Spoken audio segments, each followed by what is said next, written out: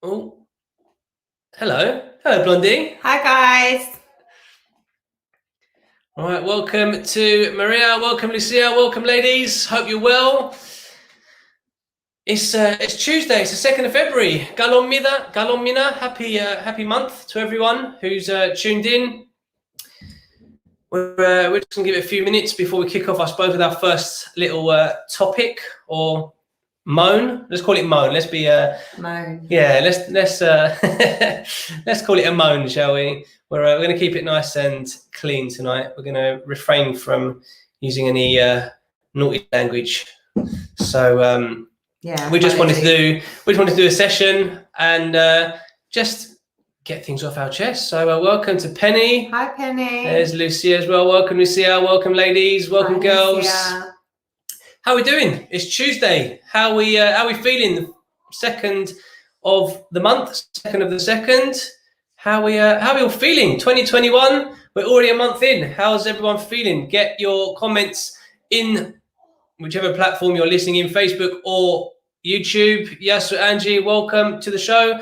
Hope you're both well. How are you? Are you well? Yeah. Are you good? Kind of. You good? I'll tell you what. You've been itching to tell this story all day. Do you want to? As well as everyone's asking, I'm gonna start. how you feeling? How are you feeling? Well, Andrew's put she's had a tough day, so I definitely do want to hear you moan and hear everyone. So it's not just us moaning. It's not just me moaning, but I am going to vent now because. So here we go. Last night I said to Alicia, "Come on, you're going to get a sticker if you sleep in your bed for the whole night." She did. Great. She got her sticker. Perfect. This morning, she comes into our bed. I don't know what time it was, but it was before the alarm was going off. The alarm starts going off and my husband snoozes it. As you do every morning, you snooze, that's it. As you do. And then he normally puts it back on the bedside table, but he didn't. He put it on his chest. Alicia comes into the bed, so obviously I've moved over into the middle, and then the alarm starts. No. Then Alicia says, "Oh, she wants some more blanket." So he gives her some more blanket, but while doing. So as you can imagine, I just tugged the blanket, to like pull it over because Alicia's on that side next to Blondie. Yeah. And my phone. So picture it. I'm sleeping with the duvet. My phone is resting on my chest, and Alicia's over there asking, "Baba, can I have some more blanket?" So I've grabbed the blanket. I've pulled it across, and this phone has gone bash. Right in my face. Right into my eye. I don't know if you can see it, but it's actually bruised my eye. So now I have a black eye. I've put some makeup on to cover it, but I've got a bruised eye because of his phone. Well, so apparently you look amazing anyway, so it makes no difference. So. Well, that's a nice comment, but yeah, it just set the tone for my morning. And then I got up, I came downstairs, I was freezing cold. I put the heating on, I made some coffee, so I'll come back up. And then I was still agitated, and I was like, "Do you know what? I've had enough. I'm getting up. I'm going downstairs." And I stayed in my utility room for about an hour because I was like, "No, that's it." And I was like, "Hello, where's my coffee? Where are you?" She just stayed downstairs. I literally stayed in the smallest room in the house and was like, "Leave me alone." So, well, Chris finds it funny, and like I said, today's show is all about venting and just getting anything and everything off your chest. Obviously within reason, and I thought, what a perfect way to start the day. Let's give you something to moan about on the show. So yeah, it was very well planned. Very nice. Very well planned. And to be fair, if you're going to blame anyone, you blame Alicia because she asked for the blanket. She didn't tug it across like dash. So welcome everybody. Welcome Yoda. Welcome Galib the Mother. Happy week to everybody. Happy new month to everyone. And we just want to hear what you've got on your mind. What's going on in your world? What, you might be thankful about something. You might want to get something off your chest. It might be something to do with work, school, homeschooling, just kids, parents. Could be anything. Could be, road rage that you want to get off your chest from today if you're out and about, food whatever. Deliveries, whatever it might be. Food, it could be anything. There's literally, like I said, within reason, keep it clean. But we are, we're opening the topics up to all of you tonight just to have a bit of a laugh, get stuff off our chest, but in a Sooty FM way, put a positive and a funny spin on it just so we can kind of kick off the week with, those good vibes as well. And, we all feel better after a bit of a moan and, getting things off our chest. So Lucia says she's been thinking about stuff to get mad about all day. So Lucia, looking forward to seeing what you've been mad about throughout the day. But I love the fact that she has to think about it, which means her life is pretty good right now. That's it, exactly. Welcome, Barbara. Welcome to the show. So Barbara says, you know, you hit her. I know. It feels like it though. That's the thing. But it wasn't me. So sore. It's really sore. It's the tiniest lump, but it's really hurting. The joys of my life. That's it. Maria says, what a way to start the day. You know, it's one of those, you know, when you like get out of bed and you like stub your toe on the corner of the bed, or, you know, on the wardrobe or whatever it might be, or you're walking to a door or something. Yeah, that's exactly how it felt. When you catch your door and your arm on the door, like the door handle. It's one of those. So instead of you doing that when you got out of the bed, they just gave you that morning, you know. Yeah, but it's really sensitive. It's such a sensitive area. And the worst thing is, I said to him, as soon as it had happened and I felt it, I was like, oh. And I was trying to refrain myself because Alicia was next to me. And then I said to him, it's going to bruise. And he goes, nah, it's not. It's not bruised. 10 minutes later, it was lumping and everything. Yeah. And I said to him, look, I told you it's going to bruise. Oh, well, keep your stories coming in. Good luck says, evening, George and Sam. Hope you're both well. I'm sure you just heard the story. Sam was, I think she's doing all right now. She was beaten up this morning. Barbara says the snow in New York is over a foot, outrageous snow, and she wishes it was summer. So we had our snow. Actually, I saw your auntie's in New Jersey. Her whole house is, it's a big layer. So wow. That's it. We had it last week, to be fair. So it's making its way around clearly from the UK to New York, because we had the snow, and apparently we've got more snow coming. And that's something I definitely moan about as well. You know, I don't want any more. I'm done with snow. But let's do a few more hellos before we carry on. Welcome to Nick in Australia. Welcome, mate. Hope you're well. Probably not sitting on the beach because it's a Wednesday morning. Probably getting ready to go to work. Chris wants to come on the show, so definitely, mate. We'll have to sort that out. We can send you. We can definitely send you a link. We'll get you on to talk about a particular subject or have a bit of a moan. Why not? We can definitely sort that out. We did a customer call in. Oh, I keep calling it customer. Listener phone in session last week. We had a few couples when we were talking about our couples sessions. So you missed it last week, but yeah, we'll definitely get some more listener call-ins, get some more of you up on screen and just sharing your stories about whatever the topic may be. So yeah, definitely keep that coming. Right, so Barbara's sending big hugs to you, Sam. Thank you. I gave her lots of hugs and kisses to make up for it today. You know, trying to to them. All right, okay. Thank you. We're getting live updates on the Arsenal score, and considering we gave away a penalty, lost a man just before half time.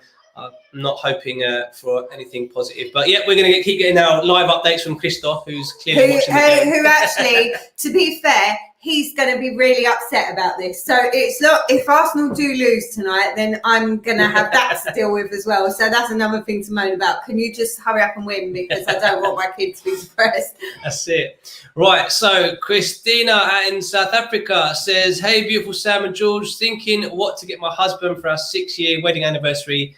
He tells me he doesn't want anything. Well, we're hoping he's not listening with you, because I kind of froze the whole object of asking us. But a 6-year wedding anniversary. This is a really frustrating thing. When you ask someone, what would you like? And then they go, there's a topic. Nothing. I'm like, yeah, nothing. And well, who does that?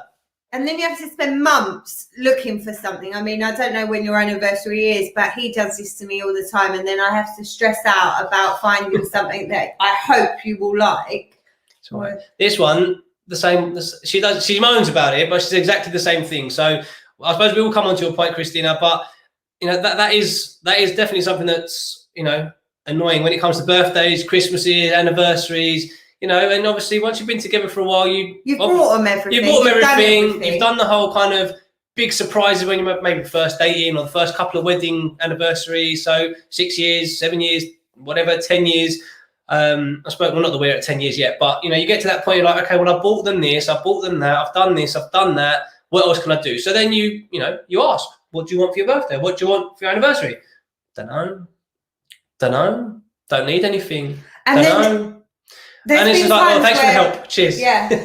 And there's times where I've just sat there and thought, well, I won't get you anything then, because it's just like, and then if you don't, then you feel bad that you didn't. So I'm feeling her pain right now. So Christina, you're gonna have to fill us in a little bit more. So what does the husband like? What sort of things have you? Yeah, what's he into? What sort of things have you bought him in the past? Otherwise, we'd just be throwing all sorts of stuff that maybe you've already done for him. I mean, I know if I lived in South Africa, I would love my dream trip of a shark dive in a cage with a great white, but maybe he's already done it. Maybe that's not his thing. I think he has.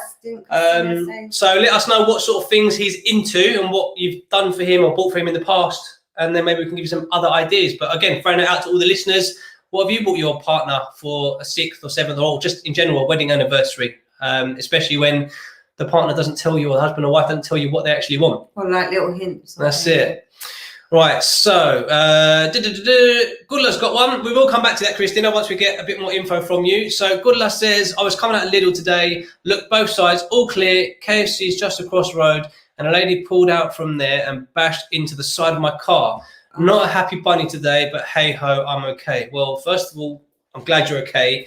I'll tell you what, car accidents, are we going to go there as well? There's nothing worse than your car being hit. Yeah, especially when it's not your fault, right? So, I mean, like I say, the main thing is you're okay, and you know the car's damaged. You know, thankfully it's only a car, and it can be fixed. You know, whether it be through insurance or how you're going to sort it out with the person who's crashed into you. But yeah, I tell you what, has anyone else had that? You've had an accident, whether it's your fault or not, but it grates on you for days and days. So whenever I've had a car accident, I haven't just been annoyed or frustrated that day. I've been talking about it. I've been angry about it for weeks and for months. Is anyone else like that? Or do they just kind of get it out of their system, vent that day, and then the next day like, it's all right, it's done. It's the insurance will sort it and move on? Or is it just me that just moans about it and it bothers me for ages? And I moan about the look of the car, that it looks like rubbish and I have to drive that around and yeah, we've just had our car fixed from an accident, so again, I feel your pain. Well, should we fill them in the story? Because I think this is, you know, let's add, because so far it's almost like we've got something to add to each of your comments. So, a couple of years ago, 2-3 years ago, Blondie was on her way to take the kids to Greek school. Hang on. We just brought the car. I'd had the car 1, 2, 3 weeks, maybe, not long. A bit longer than that. No, I don't think I'd had it long. Anyway, bought a new car, and Blondie was doing her normal Greek school run back when we lived in London, and you know the kids were irritating her and everything else. No, at least I needed the toilet. Okay, all right. Well, do you want to tell the story? No, but I want you to get the facts right. Okay, to get it right. Alicia was screaming, "Mummy, I need the toilet." Okay, so Blondie's trying to rush to get her to the toilet before she, has an accident in the car. And there's a car that's parked kind of almost like illegally, like over parked across the entrance to the Greek school. And again, 4x4, Blondie's tried to, turn in, and you know where this is going. She's caught it too soon, and she's caught the rear end of the other car and the back passenger door of our car and a little bit of the wheel arch. So we've obviously sorted it out. It's our fault. The guy's come, we've had to sort and fix his car. That's been dealt with 2-3 years ago. Our car's still got, some damage. Yeah, and I paid privately to fix his car, and I said, we'll sort our car out later on. Yeah. With him being a DJ, being without the car is a big deal. So it was like, our car can wait, and then we just paid for his car. So that's what I did, and then we left the car until. Yeah. So 3 years go by. We've asked a couple of mechanics, friends, get some quotes. How much it's going to cost to fix this car, our car, without going for insurance, whatever. We've had different quotes, 500, 600, 700, 400, whatever, different prices. Then lockdown hit, so we said, look, the car's not important right now. Let's hang on. And considering our excess for the car was about £400 anyway, it wasn't really worth going through insurance for it. So we said, you know what? When we can save up a bit of money, we'll sort it out with a mechanic and get it sorted. Anyway, a few weeks back, we popped into B&Q, doing some obviously DIY in the gym and other bits around the house. So we go and we park in the car park next to where the trolley bays. Anyway, we go shopping, go to B&Q, come back, and as I'm about to leave, the exit's to my right. and I look back to turn out right, but there's a van reversing from opposite me, so he wants to come out of his parking space. There's another car a couple of doors down to my right-hand side also trying to reverse. So you can imagine they're both trying to reverse and they're kind of reversing into each other and then figuring out who's going to go. So like just wasting time. I thought, you know what? I did. I'll go left. I'll go all the way around the car park to go to the exit because the exit is literally just there to the right. Anyway, so put it into drive. Start to drive off. Oh no! What's that? I haven't got the handbrake up. I'm driving. I was like, oh. I parked next to the trolley bay. So you all know what's coming now. As I've turned out, because there's no car next to me, I've obviously thought I'm parked next to an empty bay. So I've just turned left rather than coming out and left.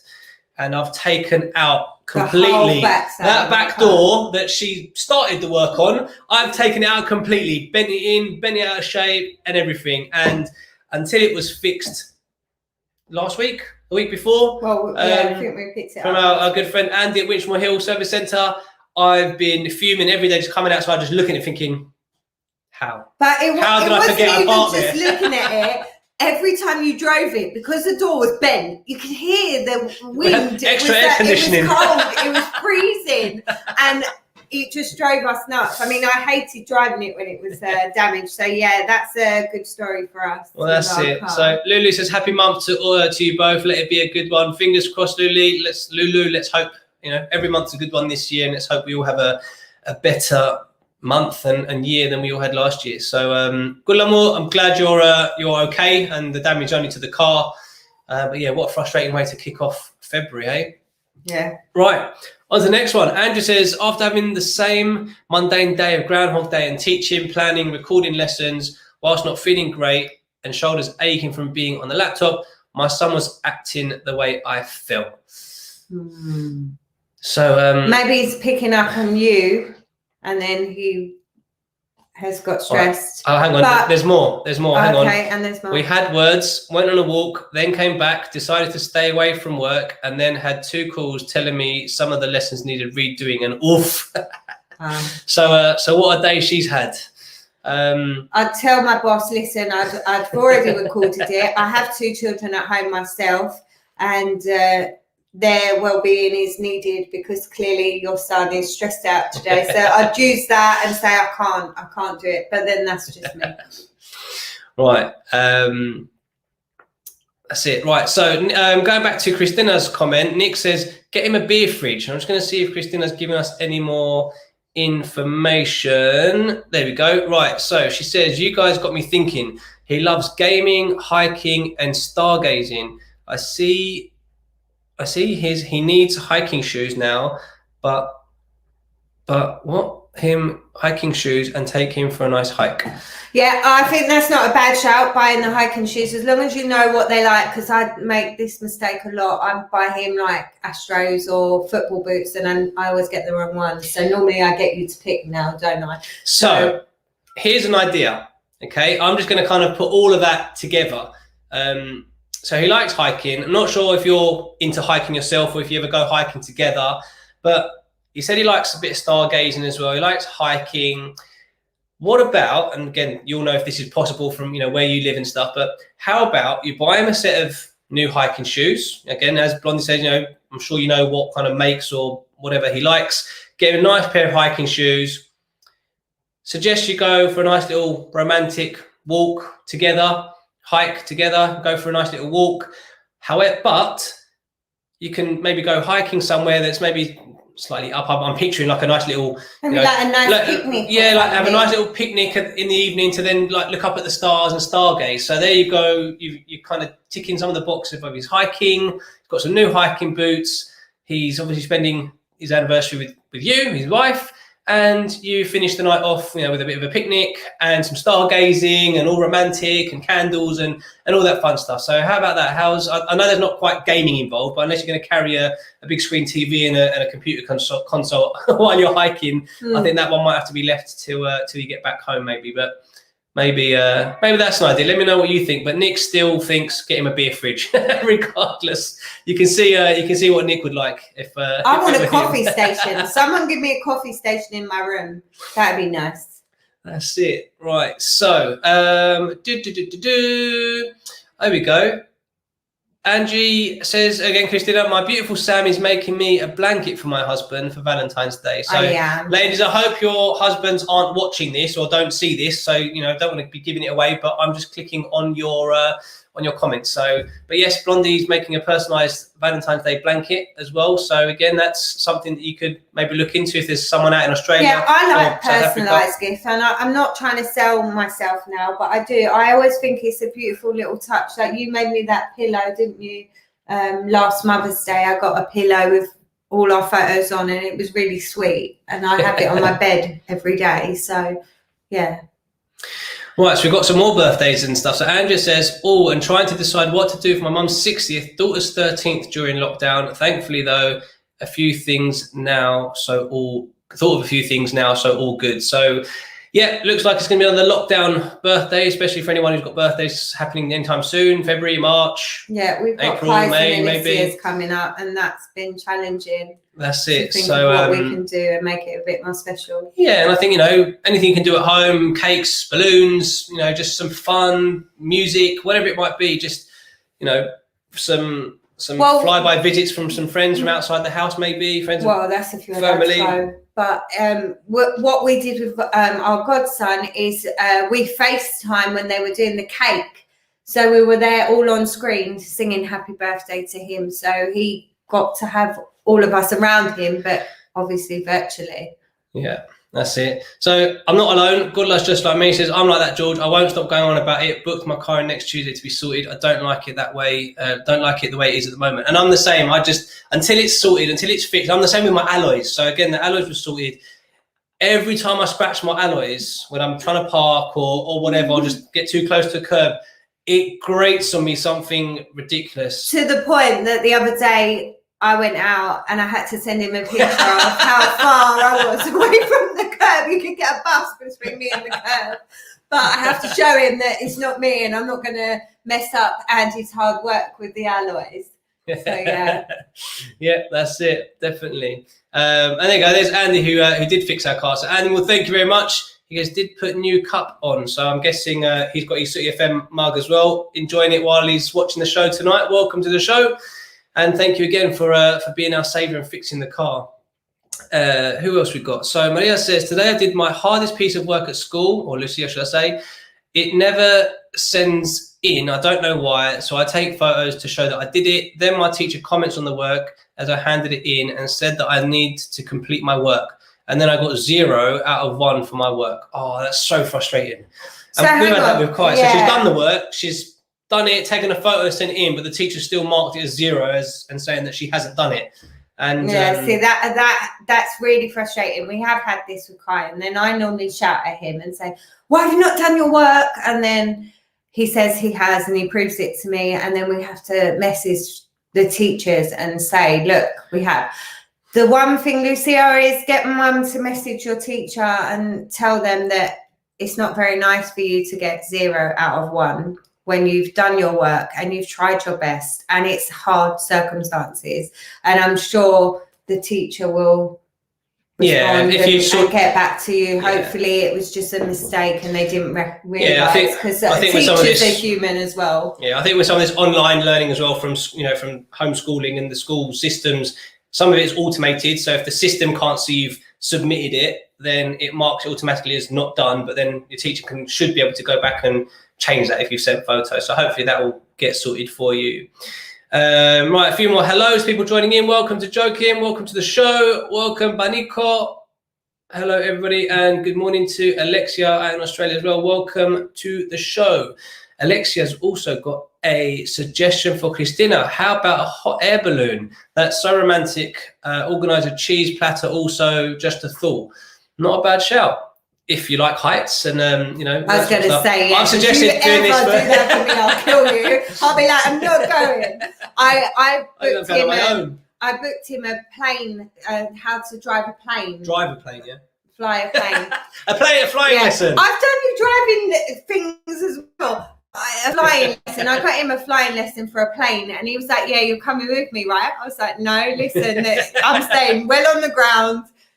And your brother went with you, didn't he? And because it was a small plane, his brother got off and was like, now I know why you didn't go. And the funniest thing is, when we've got down and Sam phoned Mum, said, "Oh, had a good time." She goes, "What? Didn't you go up with George?" She goes, "No, didn't win."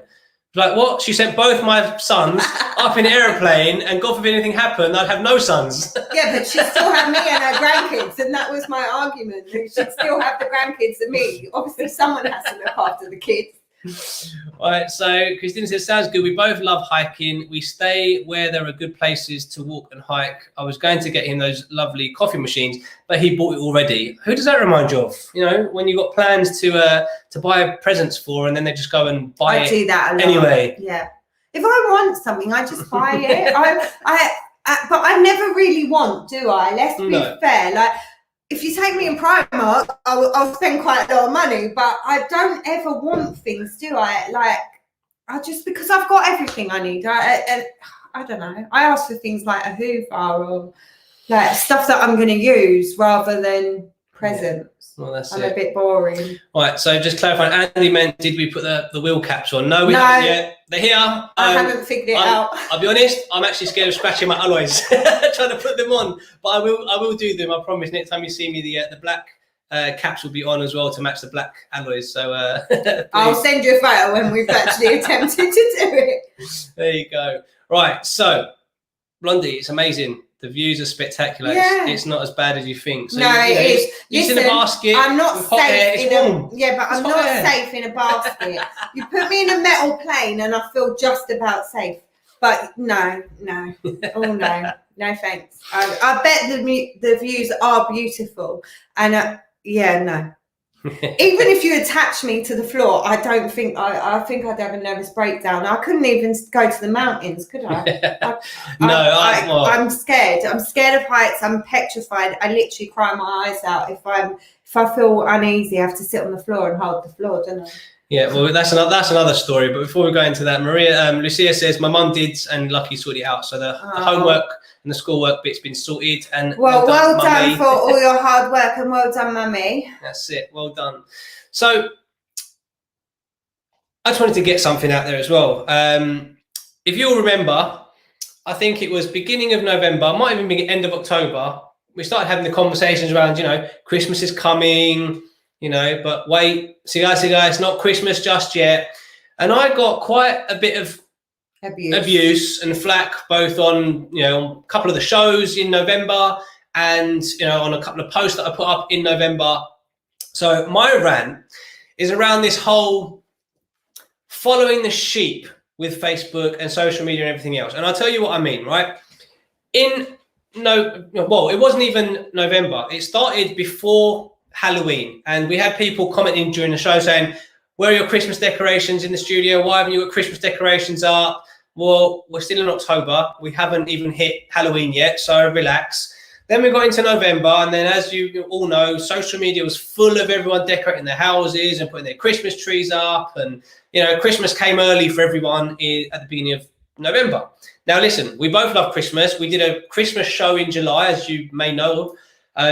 Christmas in July, because Sky did the same thing. Because it was a really bad year last year, Sky did a whole month of Christmas movies in July just to perk things up and do something different. Sky always do. And we did a random Christmas show just to again throw it out there and have a bit of fun, and we did that back in July. So November is coming up to December, it's coming up to Christmas, so it's almost time, and we were waiting for the right time. And as every day was going by, loads and loads of posts about Christmas decorations and this and that. So I put up a post saying, calm down, it's not Christmas yet, with Santa, with his hands out and everything else. And I got quite a bit of abuse on it, both on the post and everything else. And, the same... People deleted you. People deleted me as well, even though they commented on my post. And then, it's my opinion and whatever. They then deleted me. And I thought, well, that's quite pathetic in the first place. But you know what? Good luck to you. But what really winds me up is that not because people put Christmas decorations up, because, hey, great. If you want to put Christmas decorations up now in February, great, do it. But it's not because it was making everybody feel better. It's because it was the in thing to do. Because social media and the news and everybody else was saying that, because it's been such a tough year, they're going to put Christmas trees up and this and that. That's it. Straight away, everyone jumped on the bandwagon. Facebook was full of it. And everyone was, saying on their posts, oh, it's been such a bad year, I need something to perk me up. Why not? Why not? But those people were also saying that they were going to leave it up. Right. So my point at the time was, well, that's fine, but we will probably still be in this situation in lockdown or some kind of lockdown when we get to January, February, you know, maybe even March, who knows? And this was me talking back in November, right? So my expectation is then if the Christmas tree spreads positivity and keeps you going and it's been such a bad year, then surely you're going to keep your Christmas tree up into 2021 in January and February and March until things start to actually lighten up because you put your Christmas tree up because it made you feel better. But what a surprise, there are no Christmas trees anywhere. No one's putting posters up with their Christmas tree in the background or saying it's still a bad year or it's been a really bad start to the year. Hey, I've still got my Christmas tree, or I'm putting my Christmas tree back up to spread some positivity. So all along, my point was, you're doing it because you're following the crowd, you're following the media, you're following what's the in thing to do on social media, not because it's giving you joy. Because now that nobody else has got their Christmas tree up, you haven't got yours up. So I kind of got this off my chest on one of the shows in November when I got a bit of abuse from it, but I thought I'd just bring it to attention now because you know what? I don't see any Christmas decorations up anywhere. I don't see anyone posting photos up with their Christmas trees. And to be honest, this was the first year that I didn't want to even put a tree up. I was a bit like, oh, really? And then we put up 4, I think. And then I couldn't wait to get them down. And as soon as I could, didn't I? I was like, done, let's go. And let's clean my house, let's put it up. And that was me. And normally I'm the one, and I always put them up early. So I'm the one that puts them up probably the start of December, and then everyone goes, oh, it's too early, it's not the 12th. And it's always about the 12th. They always go on at me. No, and then this year, I didn't, and I didn't feel up to it. And then, and even with the Christmas in July, look, every July I watch Christmas movies. No, that's our goalkeeper now. Okay, baby. Sorry, he's updating me on the football. He's going to be really upset. But yeah, like I always watch the Christmas films in July, but I would never have put up a tree in July. But do you know what? We were in lockdown last July, and I thought, you know what? Let's do a Christmas show as a joke. Yeah, and we did one day, and it was actually quite fun. I mean, we were dying in our jumpers, to be fair, because I remember it being really hot. And then as soon as the show finished, we were like, "Oh my god!" But again, even on that show, we got loads of people saying, "What are you crazy?" Again, it was a split, kind of feedback. Some people loved it. Oh my god, love this, love Christmas. This is great. Da, da, da. And then a load of other people just like, "Well, what are you doing? It's July. Why you put Christmas decorations up? This and that." But then we could flip that. In November, why you put your Christmas decoration? So for me, it's the whole kind of don't buy into everything that you see on Facebook and social media and everything, because have your own mind, do it for your own reasons, right? Because if you're that person, if you're that family that put your Christmas decorations up every year early, and there are some people that do put it up the last week of November, or the first day of December, that's great. My point was, if you're putting it up in October or literally the first weekend of November, by the time Christmas comes, you're done with Christmas decorations. I don't care how much you love Christmas. See, I don't care how much you love Christmas. You're done with it. One friend who used to live next door to me, and she always put up her tree before Halloween. She had a pumpkin and a tree, but she did this year in, year out, and she would not take down the tree. And I know it's meant to be on the 5th, isn't it, of January? Yeah. She refused. She wouldn't take it down till like the 12th, I think. She just had it up for months. I just said, wow, like, really? What? And even me, I love Christmas, but she literally did this every year. And I used to think she was crazy. Yeah, well, Nick agrees. He says, George, I'm with you on the topic. I'm not fooled by the ulterior motive. It was all about marketing and revenue. Take, for example, the first day after Christmas, the stores like Tesco's, etc., here in Oz are selling hot cross buns for Easter. This isn't positivity, it's about marketing-led activities. And you know what? It's about marketing. I mean, listen, the shops always, bring out the decorations way too early. I mean, when we actually put our Christmas decorations up, I think the first or second weekend of December, we went shopping to get a few bits because we put a new wallpaper up, so we needed new decorations to kind of match the colour of the wallpaper in the living room, and the shops were empty. There were no Christmas decorations because everyone had gone nuts early this year, a little bit like the toilet rolls, gone nuts and emptied the shops out. There were no Christmas decorations. So I'm like, if we can't get the bits we need because the world's gone crazy. So it's my little rant about Christmas. I know we're in February now, but it's kind of been boiling up since then. I've been waiting for February to see if we're still in lockdown to bring this up, whether it be on a Friday show or whatever, just to see who else is out there who's got their Christmas decorations up, because no one has, because it's not on social media. But I guarantee you, if somebody or a celebrity or the news put it up tomorrow that, Christmas in February or Christmas in March, I guarantee you everyone will jump on the bandwagon as well and get their Christmas decorations back out and have Christmas in March. And you know what? It's amazing, the power of social media and the power of, the media in general, but social media especially. You see one thing, when something happens, like when it snows, everyone on Facebook puts a photo up of, it's snowing outside. Well, I'm pretty sure we can all see it's snowing outside.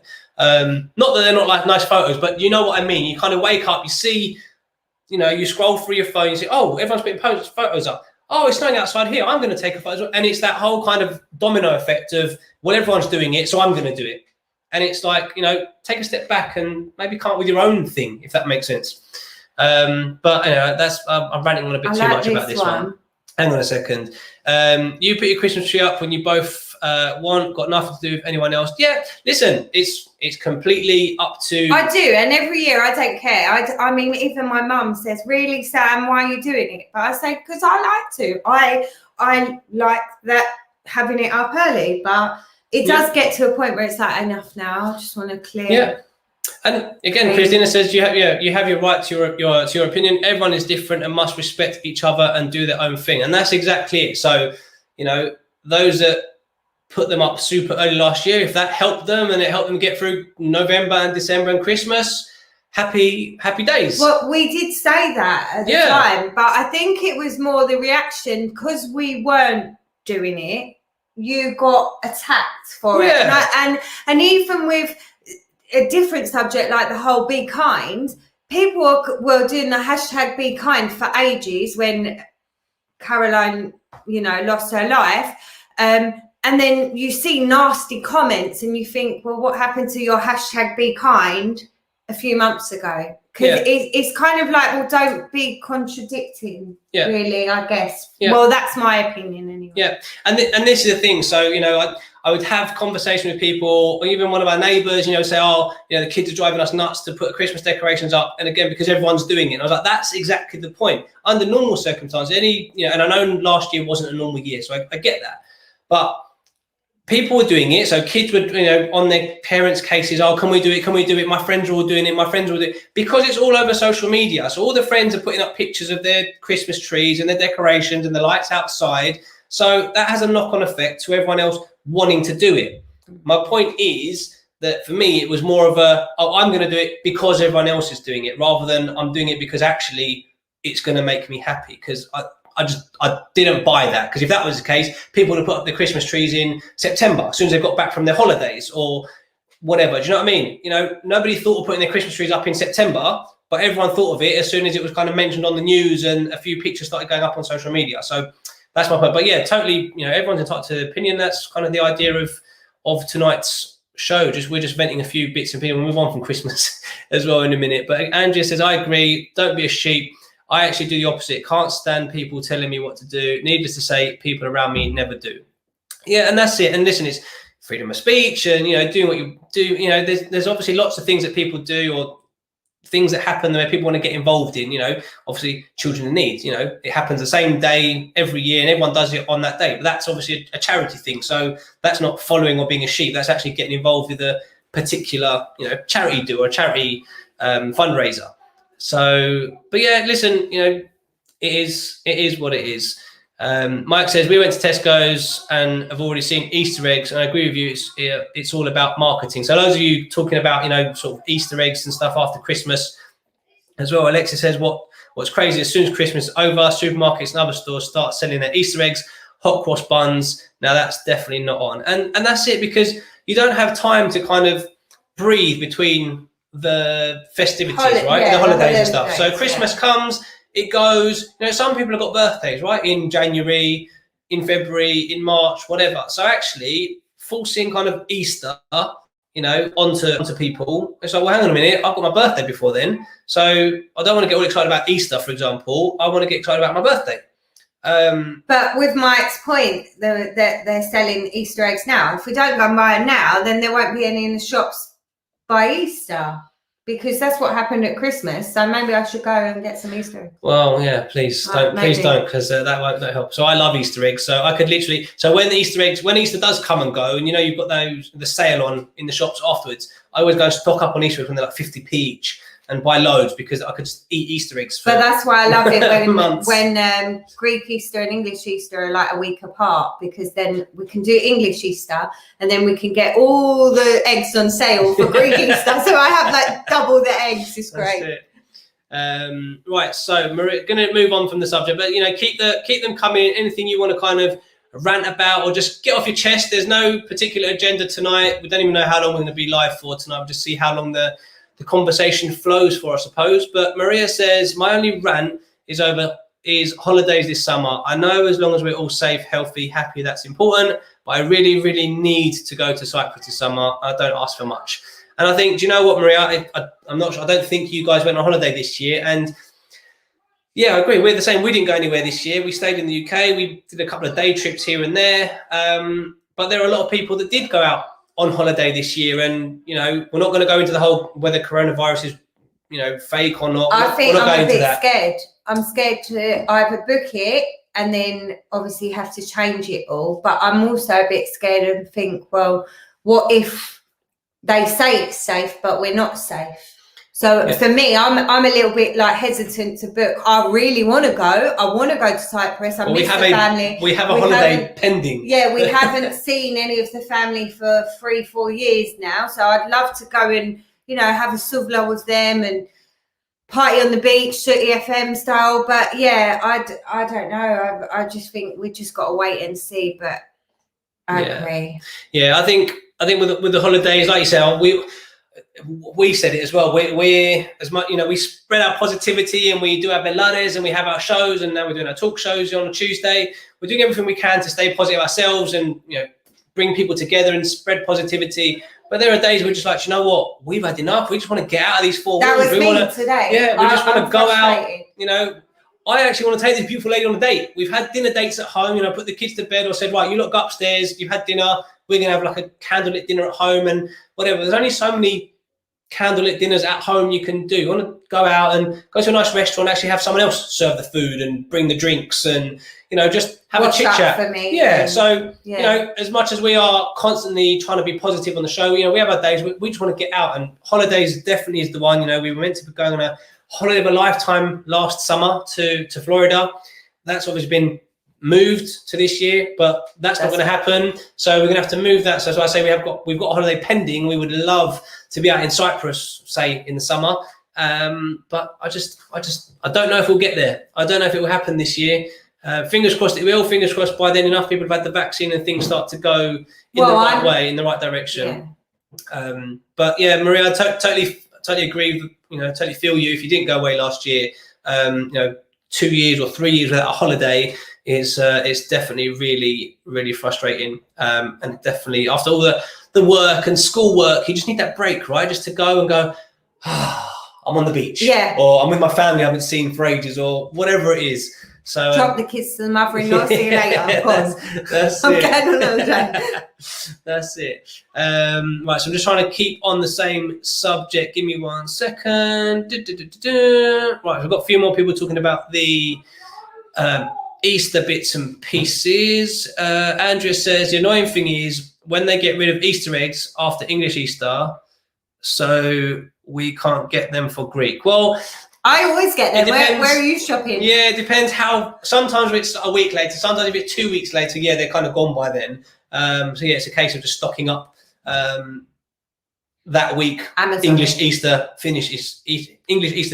But yeah, when we're a couple of weeks behind English Easter, they're definitely all gone if you haven't got out to the shops. But look out for those cheap Easter eggs like the week or the day after English Easter, because there's loads of them. Yeah, the next day is normally the best day to go and get them. Well, there you go. Alex says our Easter's a month apart this year, Sam, so stock up. Easter's end of April, like first weekend of May, I think, this year for Greek Easter. Yeah, and we're trying to eat clean. So he went to the shop the other day and he brought me minstrels for my cheat day. And yesterday I had a few minstrels, but it wasn't my cheat day yesterday. So yeah, and I don't think I should put this stuff in my house because I will eat them on days that I'm not supposed to. Well, that's it. So Angie says, I feel more safe in Cyprus than in the UK, that's for sure. So, you know, and that's the thing. And, you know, if anybody's in a position where they can go to Cyprus or get out to Cyprus for a summer holiday or for a break, then that's great. Obviously, Cyprus got their own restrictions and things going on. So, again, I suppose going out and spending time with family is great, but it still won't be the same summer holiday if that's the case. You know, can you imagine being in Cyprus and being told you have to be back at your hotel or back at your flat or wherever you're staying by 9 o'clock in peak season in August or July or August? To me, I don't know if I could do that. I wouldn't spend the money. Cyprus isn't cheap. We all know that. So flying to Cyprus, you know, going. I normally go out about that. Yeah, 9 o'clock's the time you go out for dinner. You go to your hobo, you go to your restaurants, you go and have your mezeres, your psara mezer, you have all this kind of stuff. Then you go for your ice cream and your waffles, your pancakes. So can you imagine going to Cyprus in the summer being told, be home by 9 o'clock? We don't leave the beach till 6. Yeah, I was going to say, but then I like to be in the sun until I can, like lastminute.com. I'm the one like going home and napping. And right, so Cindy's joined. Welcome, Cindy. Says these holiday celebrations have become commercialized. It's lost its true essence, all to do with consumerism. Well, that's right, Cindy. And she just said, oops, I'm a bit behind. We moved on. No, Matt, we're just kind of going back and forth between a few of the different topics. There's no kind of agenda tonight. We're just talking, we're moaning, we're ranting, we're just getting a few bits off our chest. She's right though, and I think that really was the case for me in December when everyone was putting their trees up. I just thought, I don't want to do it. I lost the Christmas magic, and normally I'm so excited for Santa. I'm so excited, and Santa was really tough this year to try and get to see him. And I ended up booking us a train ride where we were in a carriage and he literally poked himself through a window to say hi to the kids. And I mean, it was fantastic and a great experience. We've never done that before. But I missed going and making reindeer food and doing all the fun Christmassy things with the kids. I couldn't do any of that because of lockdown. And I think that I found that really hard. And the fact that the shop started early, there was nothing there as well. So that made it even worse. Yeah, I mentioned, I think when you popped out to check on the kids, that by the time we got to putting up our Christmas decorations, the decorations that we needed for like our living room to match the new wallpaper had all gone. Yeah, they didn't have any. You know, we got whatever we could, but it just wasn't the same. So Andrea says her supermarkets always stop them. So you'll have to get out even quicker, Andrea, this year, especially the fact that we're a month behind English Easter this year. And just start buying them one a week now and you'll be fine. By Easter, you'll be fine. That's it. Well, I don't know about now because February to May is a bit, you know, I don't know if they'll last. Oh, they definitely wouldn't last in this house. Why are they selling them now for April then? Well, that's the point. That's what we're talking about. Are they going to be all right in April if you buy them now? Who knows? Yeah. That's it. Maria's saying we buy the same Easter eggs. We buy them for both English and Greek Easter. And yeah, why not double up? You know, Blondie's English. We celebrate English Easter, and then 1 or 2 or 3 or 4 weeks later, we celebrate again with Greek Easter. So yeah, why not? I also try not to buy the kids too many Easter eggs because everyone else buys them Easter eggs. So I normally buy them a little present, don't I? Instead of Easter eggs because we have loads. Yeah. Can you imagine 3 children getting 1 egg each? It piles up. Like my whole utility room is full normally. So That's it. So we don't have any guests tonight. We don't have anything particular to talk about. No particular topics. We're trying to sort some interesting interviews here on Sooty FM, but we have to stay tuned for all of that. But if there's a topic that you want to discuss or for us to cover on one of our shows, one of our Tuesday talk shows, then please do get in touch.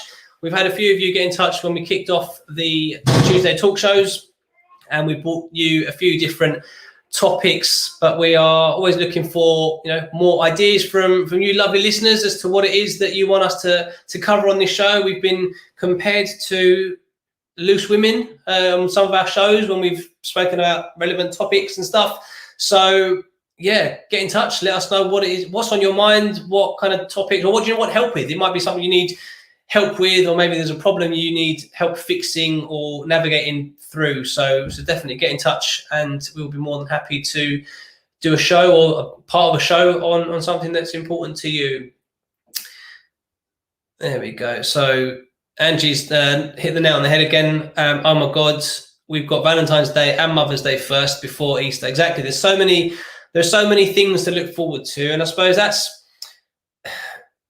some people have the whole, they're just gimmicks, they're just ways for shops to make money, and the big places. But actually, I kind of disagree with that. That whilst we don't necessarily, go all out for Valentine's Day and all that kind of stuff, we're both quite comfortable to say, look, happy Valentine's Day, but we show each other whatever love we've got to show throughout the year, every day or every other day, whatever it might be. I like random flowers, so I don't really want him spending £50 to £100 just for the one day that they're really overly priced. Like, don't get me wrong, they're beautiful and the florists work extremely hard. So I'm not like that, but I'm one of those girls that like it every now and again rather than just for the one day. I like it, the little things. Mine's always about the little things. It's not about the big gestures. Yeah, and again, it's that I don't think it's, at the end of the day, everybody's got to earn a living. So again, florists and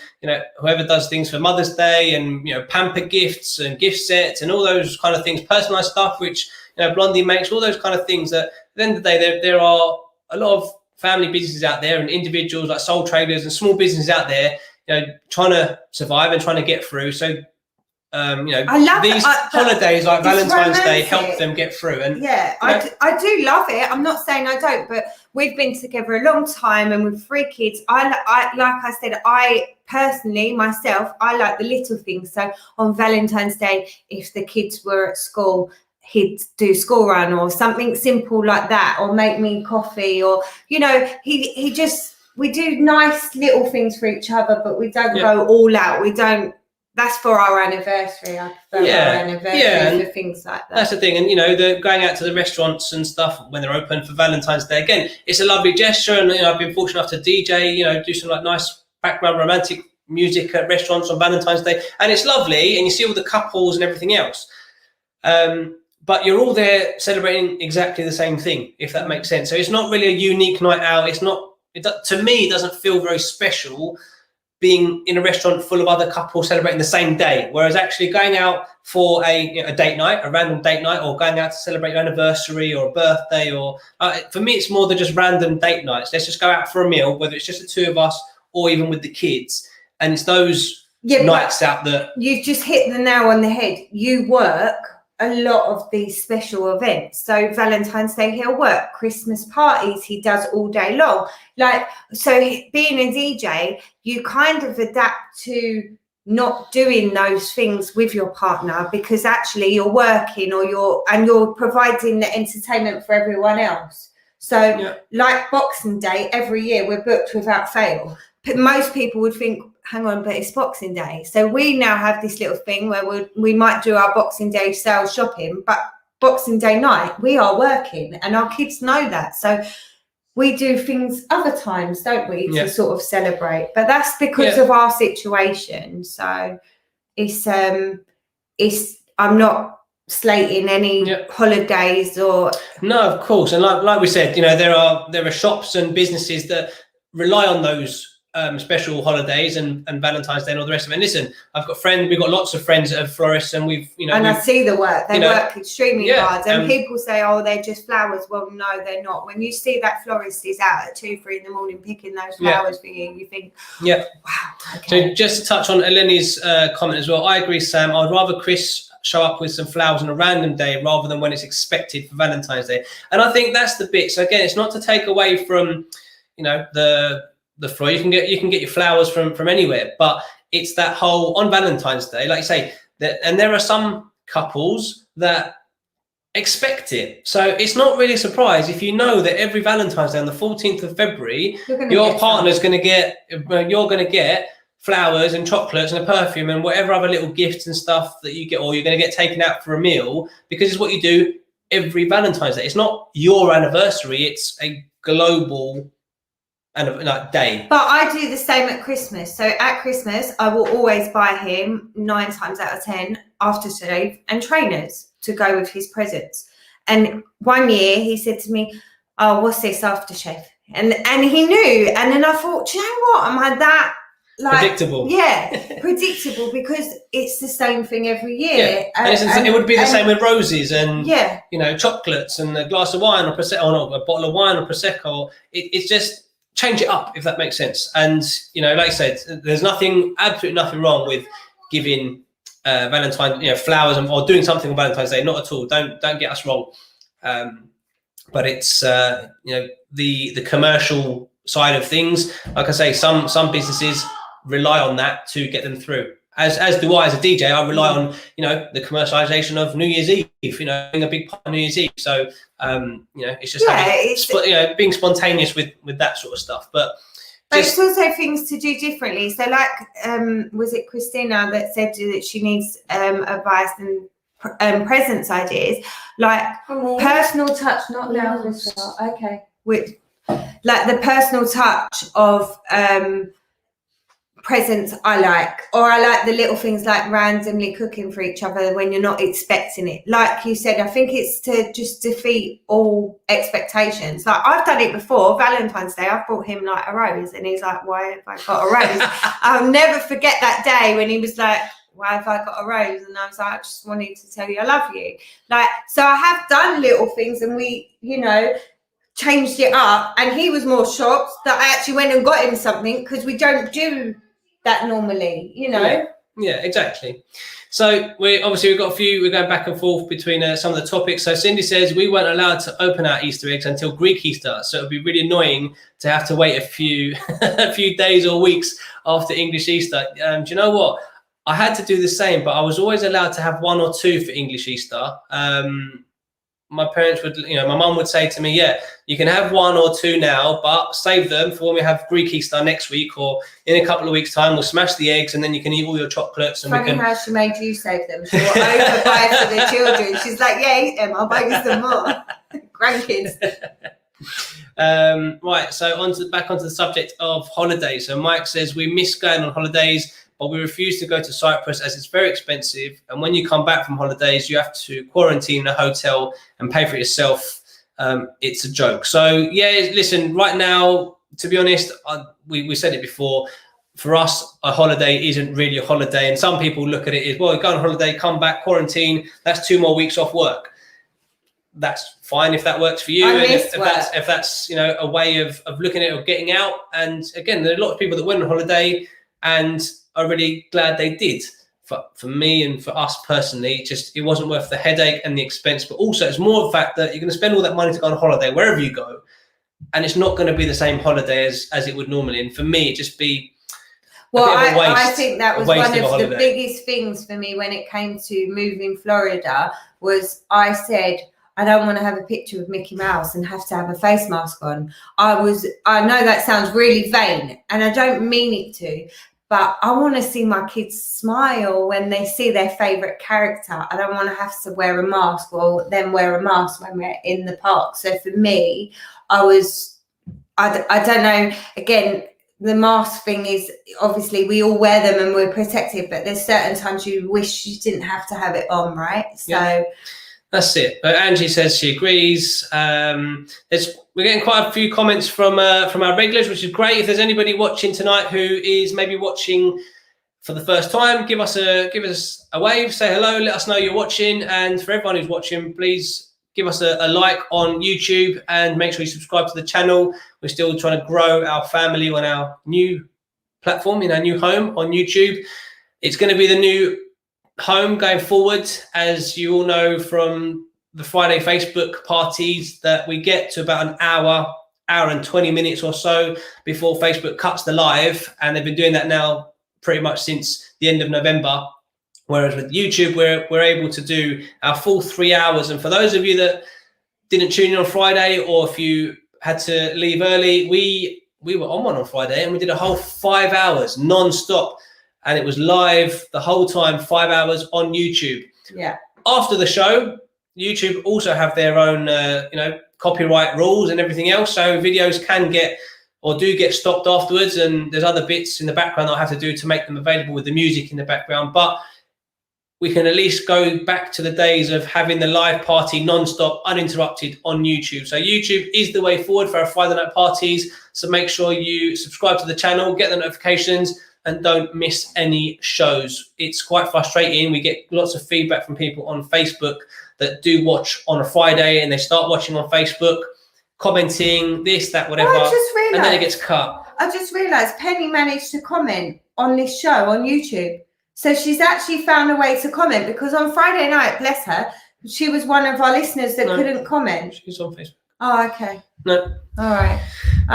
But yeah, please just throw me off my train of thought there. Thanks. I'm going to rant about that in a second, because she winds me up something proper. So we're going to talk about that in a minute, because there you go. You just reminded me about my next bit. I want to talk about Nick's comment about your secret cupboard. Look, what there you go. cupboard? So she says, "I'm here, but look, See, still Facebook." she is there. So just as a reminder, I just wanted to get it out there that Facebook is being a bit difficult with the lives, and we do get some feedback from people during and after the show that they watched part of it and then it cut, etc. Whereas now on YouTube you can watch the whole Friday night party, 3 hours, 3.5 hours, 5 hours, like we did last week, non-stop, uninterrupted. So make sure you subscribe to the channel and don't miss anything from there.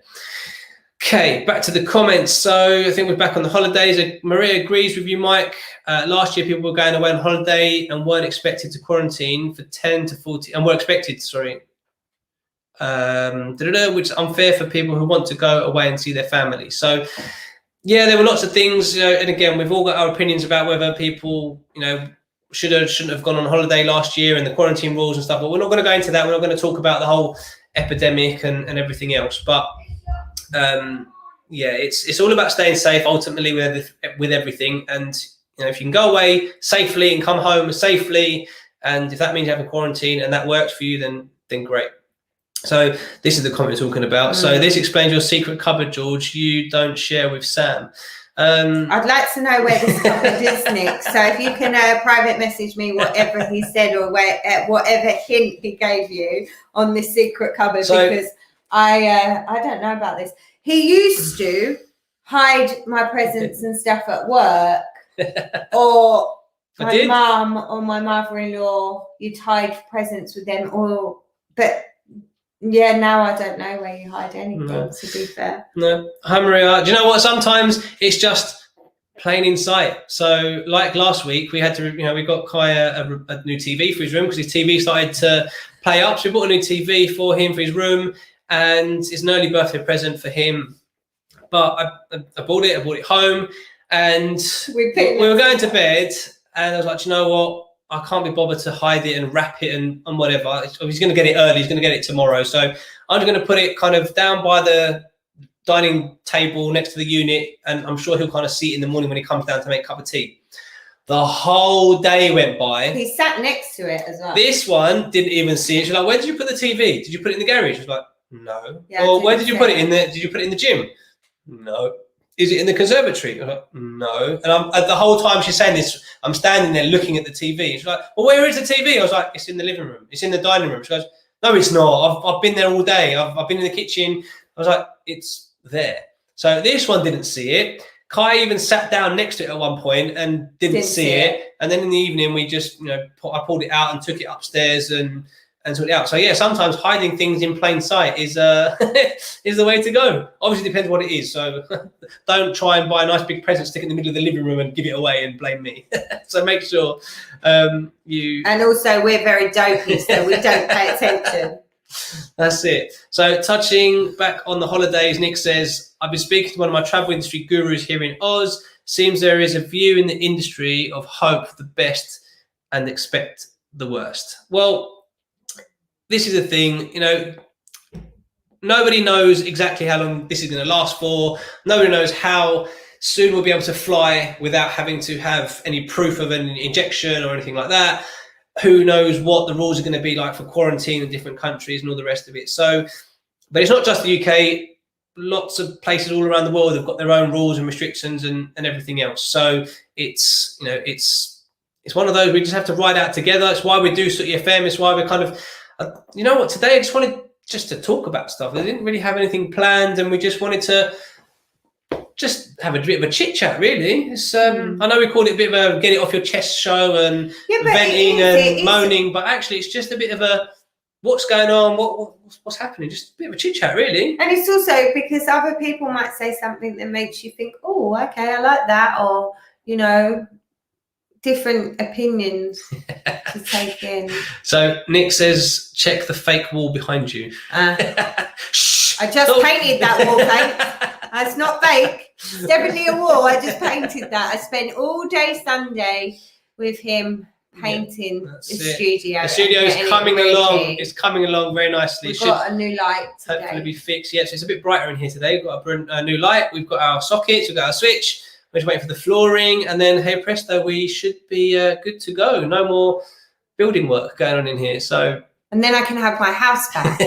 And then all I need is the kids to go to school. Okay, so I'm going to rant about this. Hang on a minute. Hang on. I've got a comment on the screen. You have to wait. I didn't so realize. Ernie says, sorry, although we all want to go on vacation, you have to think about that if you do go, and God forbid you do get sick, what's the health services like in that country and what might it cost you? So there's that. And there's also the implication of what if you go on holiday and bring something and bring back. it back and then infect your friends and family or work colleagues, again, depending on the situation. So obviously if you're allowed to go on holiday, I'm sure things will be also, you know, released. Like some of the lockdown rules will be released as well. So you might be back at work, back in the office, back at school. So again, let's say it's all those implications. So whilst we're all itching to get out and go on holiday, you know, it's about making sure it's safe to do so, I suppose. But yeah, again, everyone's kind of old enough and wise enough to, you know, make their own decisions on all this. We are, again, I say every show, we are no experts. We are not giving you any advice as to whether to go on holiday or not. It's just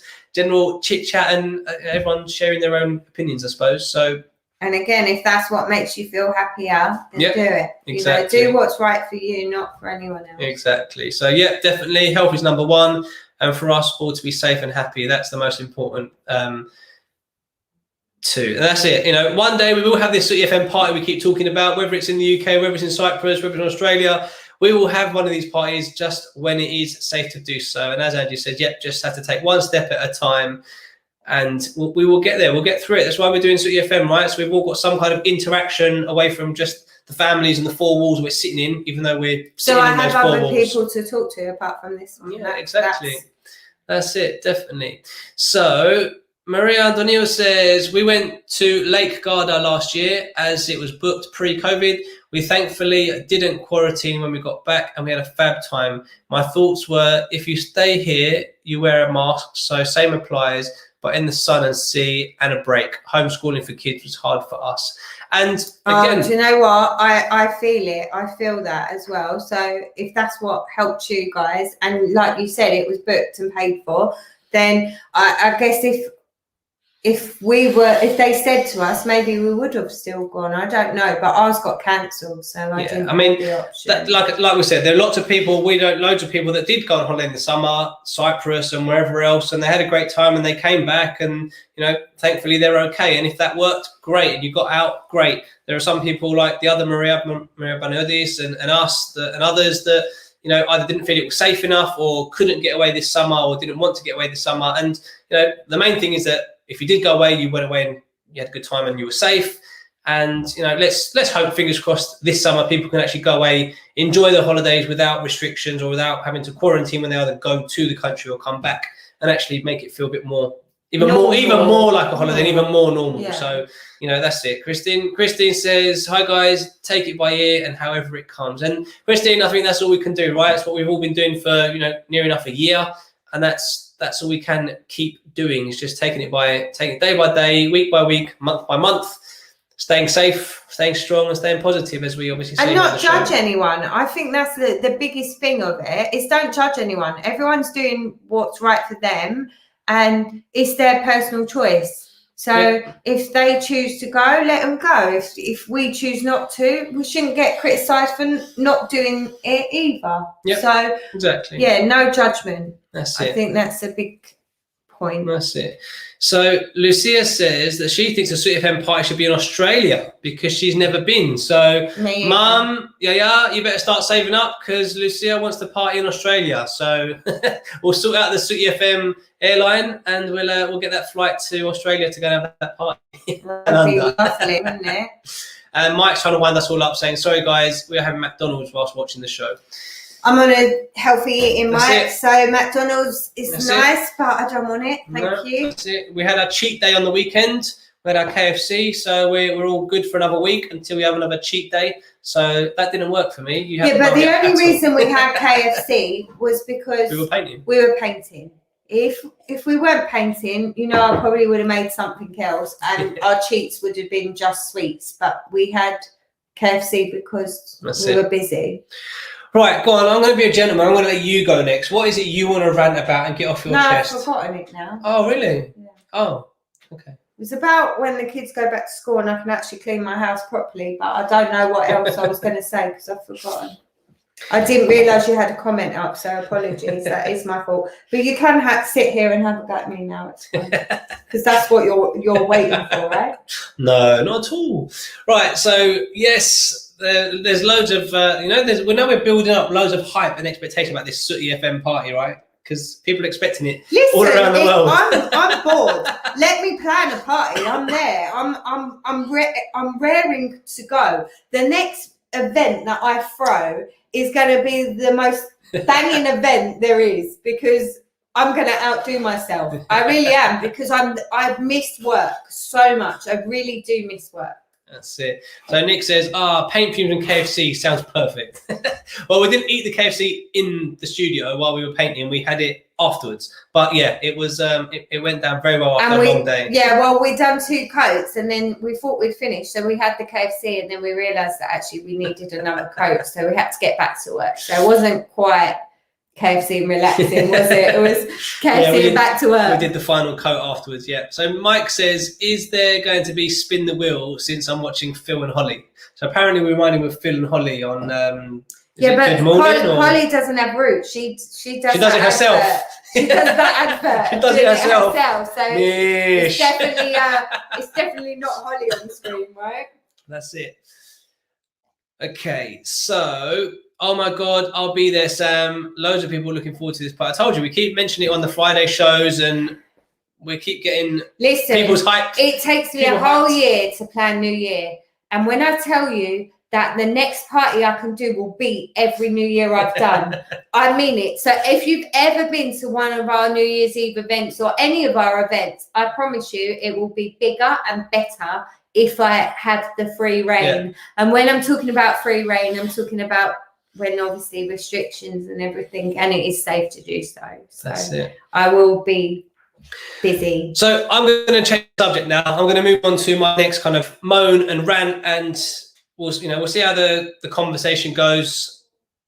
But on social media or in general, when people ask for recommendations, right? It could be any industry, looking for an electrician, looking for a plumber, looking for a DJ, looking for whatever. Yeah. People put recommendations up on Facebook, right? But see, there's 2 things that really grate on me when I see these posts. Is that they always say, I want recommendation of someone. So I want a good builder that's reliable, experienced, can do whatever, build my extension, but I want them cheap. So I'm really sorry, people, but it doesn't matter what industry it is you're looking for. So whether it's a DJ, a band, a plumber, a builder, a florist, it could be a mechanic, it could be absolutely any industry in the world. If you want a job done and you want someone who's experienced, who knows what they're doing, who's going to use good materials, if that's what they do, who can come and give you their expertise and something they've spent time and years on studying, learning, practicing and perfecting their trade, they're not going to be cheap. So, and I'm not talking about, paying the world for, I don't know, a small little conservatory to be done, or, you know, for a tap to be fixed, for example, if you're looking for a plumber or whatever it might be. But what really annoys me is that, and this is well before COVID, so I'm not even like, COVID hasn't even impacted, you know, this, because obviously people's finances are struggling. I get that. But if you are in that situation and you need a cheap person, a cheap plumber, a cheap builder, a cheap such and such, then just say that. Don't say looking for a really good, really reliable, really expert builder, but they have to be cheap. If you are in a position where you don't have a lot of money, and there are a lot of people like that, just say looking for a cheap builder. Yeah, but so then it doesn't really matter about experience. You just want a cheap builder. But what kind of grates on me is when people ask for someone who's got all the qualifications, all the expertise, all the experience, all the tools, all the everything, but they want it for next to nothing. And you know, you're kind of offending that person's trade. And like I said, this isn't for me personally. This is just generally out there. Painters, it could be anybody, you know. And you know, I do agree. Like, I have builders and whoever, but I won't ring someone and say, oh, I need this done, but I also want the certificate. Because actually, if someone is cheap, they're not going to provide you the certificate or the insurance or invoice. Sorry, not insurance, invoice. They're not going to provide you that. They're just going to do, no disrespect, some are good, some might do a bodge job. I don't know. But if you're trusting that person, that's what you pay for, right? That's what you pay for. Exactly. And, you know, like myself, I won't risk, especially me and you, and like my car, I'm not just going to take it to anyone. I'm going to take it to Andy at Winchmore Hill, because he's experienced. He's got the knowledge that he needs to know. He's good price, and you know, I know that when he hands me my keys back, that my children are as safe as possible, because he's looked at my car. Same with a plumber. I know that if they install a hot tap, that my children are not going to knock it and burn themselves, because actually it's been fitted properly. Yeah. So it's true, you get what you pay for. But yeah, I mean, with these people that recommend, or, you know, say, I want, and your name comes up a lot, because we have it a lot. And so say, for example, someone's looking for a wedding day coordinator. I'll say, hi, happy to help, you know, look at my website, whatever. Yes, okay, sometimes they do, sometimes they don't get in contact. But do you know what frustrates me the most? Is just a response or a like, or just acknowledge that I've actually taken the time out of my day but that's in general for me. Like, if I text someone, I don't want to wait 5, 6, 7, 8 days for a reply. I just want an acknowledgement. We'll come on to that in a second. You're kind of taking it away a little bit. But Mike's, you know, got experiences. I agree with you, George. I get asked if I have a call-out charge, and when you tell them yes and the price of the call-out, they say thanks and they never call me back. It's so frustrating. And that's it, right? So for those of you who don't know, Mike's a plumber. He's based in North London. Excellent. We use him for our properties in North London as well. So highly recommend Mike and his services. So there you go, Mike. There's a bit of a plug for you as well, Philemon. But whether it's a small job, sorting a tap out, or a big job like you did for us, and, you know, putting a whole new boiler in our house in London, at the end of the day, as some of the other listeners have said, you know, the two Marias have said, you get what you pay for. But it's not just what you get what you pay for. You get the experience. You get somebody who knows what they're doing. You're not going to get what we call a cowboy builder or a cowboy plumber that's, you know, if one plumber comes round and quotes you, round numbers, £3,000 for a new boiler, right, to install and whatever, a new boiler. And then you get another plumber who comes and says, yeah, I can do it for £1,000. Well, that's a big difference between 3,000 and 1,000. Now, if you've got a third person that says, I can do it for 2,800, 2,700, 2,600. Well, do you know what? The one that's 3,000 and the one that's 2,600, 700, and I'm picking on you, Mike, because you've put picking on plumbing because of the example. So I'm just making up random numbers now, right? But surely the two plumbers that are 2,600, 2,700 and £3,000 are both going to be pretty experienced the difference in price might be how much they charge their labor, or maybe the different I don't know, parts they're going to use, or whatever it might be. So it's then down to you whether you want to, you know, go for the difference in that. But surely they know what they're doing versus the person who's charging you £1,000. Surely something's got to click and think, I've had 3 quotes, 2 have been over £2.5 grand, and one person saying £1,000. Well, before I book this £1,000 job, maybe I should do a little bit more research. And it's that I get, you know, again, if you're strapped for cash, then a boiler might not necessarily be the right thing to do. But if you're going to do a big job like that, it's making sure that you do your research, because you're better off paying once rather than paying the cheap thing and then having to pay again to fix it. Does that make sense? Yeah, so I'm going to give you an example. We want to do our bathroom. Now, we've had loads of different quotes, and really expensive ones, and cheap ones, and whatever, and different things. But my argument has always been, let's just save up and do it properly. So we're not rushing this decision. I mean, obviously, if something goes and you've got to change it, like, I don't know, like your tap's broke and you need that tap, then obviously, of course, you try and get a tap that works and, you know, as cheap as possible if you're strapped for cash. But if you can, with things and services, I think save. I made the same mistake before I was in the industry of thinking, oh, well, you know, like with flowers, I'll go back to the flowers, that, you know, well, does anyone really pay attention to the flowers? But now, working behind the scenes and seeing what these people do, and I'm using events because that's what I'm good at and that's what I know. But when I see these DJs that come and they're setting up from, I don't know, 8, 9 o'clock in the morning, and they're finishing at 1, 2 in the morning, but someone goes, oh, you're just playing a bit of music. And again, sorry, I'm putting that on you because you're sitting right there. Or they say, oh, the flowers.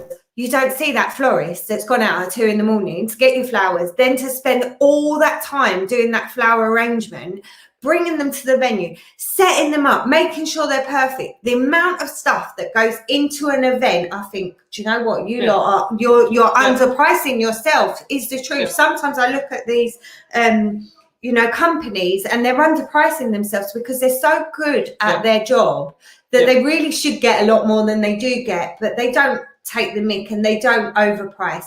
And look, like with Mike, I'd rather say to Mike, do you know what, Mike, hold on, I'm going to save a bit more and I'll do it properly rather than rush. Like with our kitchen, I had everything on my wish list, but I saved really hard to get everything on my wish list. So it was worth the wait. Yeah. And Sula agrees as well. True what you're saying, with you all the way. You get what you pay for, but people want everything for nothing. And listen, you don't know people's circumstances when they put these posts up, right? But this is my point.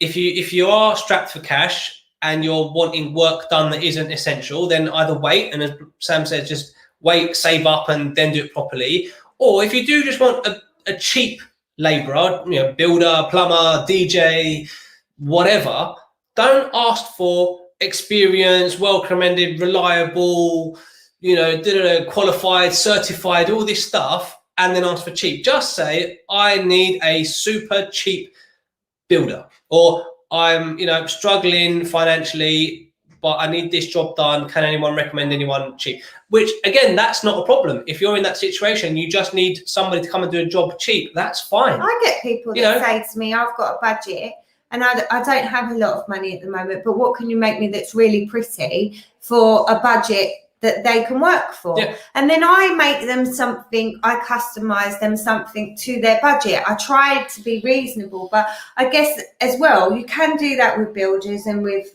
other people. You could say to them, look, this is my budget. What can I actually achieve with the budget?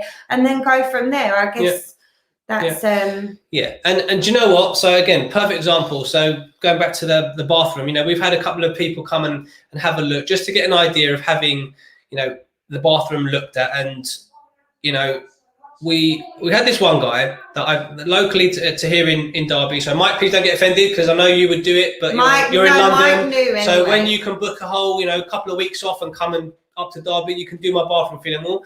But we're just getting some quotes, loads of offers at the moment, buy now, pay later, this, that, whatever. Anyway, we found the guy, and to Sam's point earlier about kind of, acknowledge, I explained to this guy exactly the situation. I said, look, I'm looking for a bathroom. I need to do a bathroom. This is my kind of budget that I'm working with. I know I like to add on the extras. So I want, all the tiled floors, tiled walls. I want this, I want that. I'd rather have a jacuzzi bath so I can relax, after a long DJ set, I can come home and relax or whatever. I like the little extras, but I know that adds to the cost. So what I'd like to do, Mr. Plumber, is get a quote for all of it and see what the top spec bathroom would be. So then I know what I'm looking at. And then if I need to take certain aspects off to either get towards my budget or whatever. So I explained this right from the start. So I don't want to waste your time, but this is my situation. Is that something you can work with? Yeah, no problem. I get that. No problem. I can come and have a look. No problem. He came, he looked, he measured up, gave us the initial quote. And I said, look, it's over the budget I'm looking to spend, which I knew it would be because I also then added the ensuite into bits and pieces because he made it sound so simple when he was here that, we could do the flooring, but we could also do the same in the ensuite. So it wouldn't cost that much extra. Obviously doing his sales piece. So I was like, do you know what? Add it to the quote. Let's see what it comes out with and we'll go from there. So naturally it built up and built up. I got the quote and then I said, do you know what? Listen, mate, it's a bit over than the budget that I wanted, which I obviously told you at the start. Can you do me another quote and take off X, Y, and Z? All the kind of additional extras and the kind of fancy stuff that I've added in there. Let's maybe not tile the whole wall. Let's do half the wall. Let's do, change it up a little bit. Yeah, sure, no problem. I'll redo the quote and get back to you. Do you think I heard back from him? No.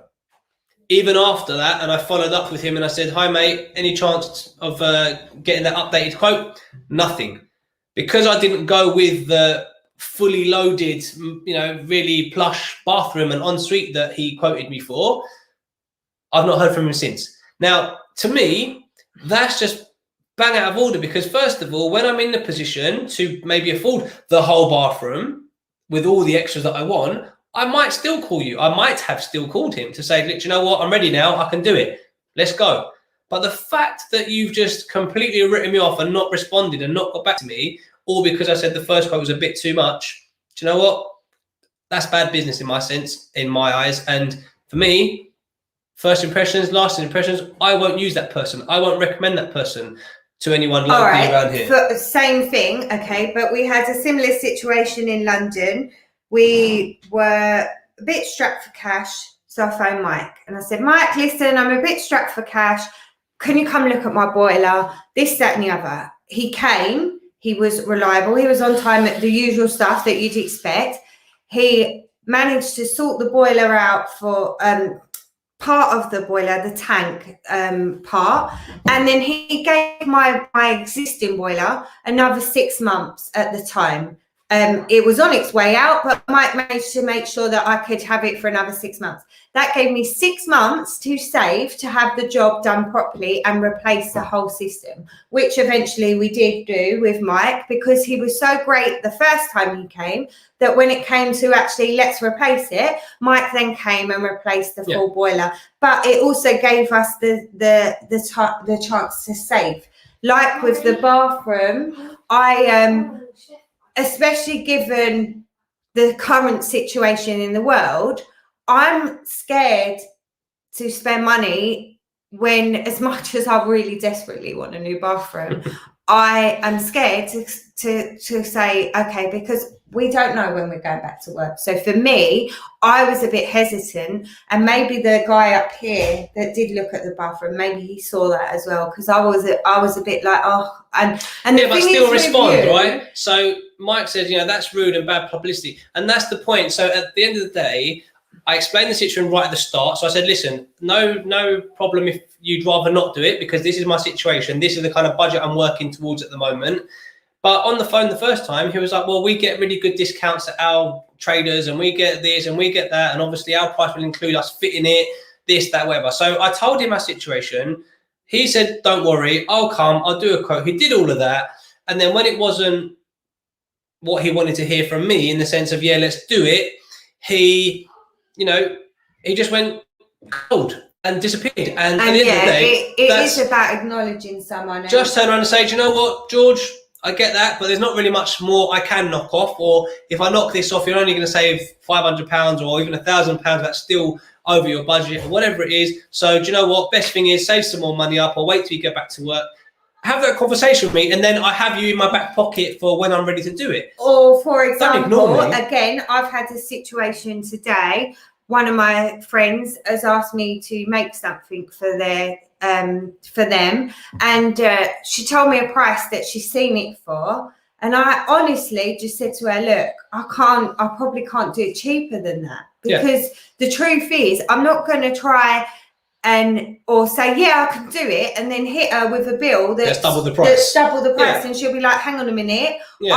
I think I was honest, not because I don't want the work, because hats off, I could really do with some work right now. But at the same point, I don't want to overprice someone or treat someone in a bad way when, you know, if I can help you, I will. Just as Eleni says, honesty is the best policy, and that's it. And sometimes it means, you know, turning business away, just like Sam said. And I've done the same with, you know, DJing. People have phoned me and say, look, you know, George, we know you used to be on LGR, or we know you're a, you know, very well recommended DJ, or blah, blah, blah. But we're having a small little gathering at home. We don't really have a lot of money. We've got a really small budget of X amount.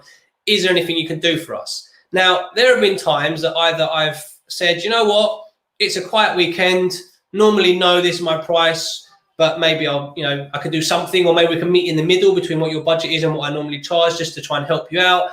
But there are some times that, you know, everyone's got their price, right, in terms of what they value their services at, etc. And there's been times I said, look, unfortunately, I can't come down that low.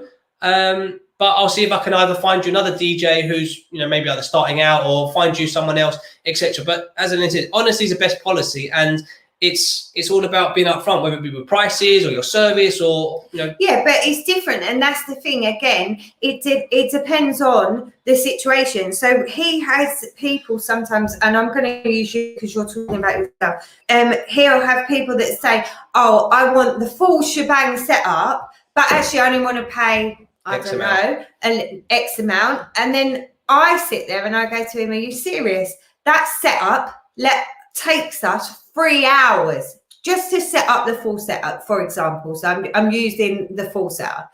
The full setup takes 3 hours, let alone loading, unloading. It's more work. There's more time. That's before you even start to play any music. No way. And I've said it to you before. You've always tried to help, and I'm a giver, so I overhelp as much as I can. But if I, like George said, if I can't do it for you, I will recommend someone that can, or find you know, I try and find someone that can help. And if I can't, then I'm sorry. I tried my best, and that's all it is. So I think Nick's going back to the comment about the plumber. Sam, I understand, but you would always expect to be treated with respect. You gave it to him, he didn't, and that's it. And at the start, when he came and he gave the original quote, he was really, you know, polite, really friendly.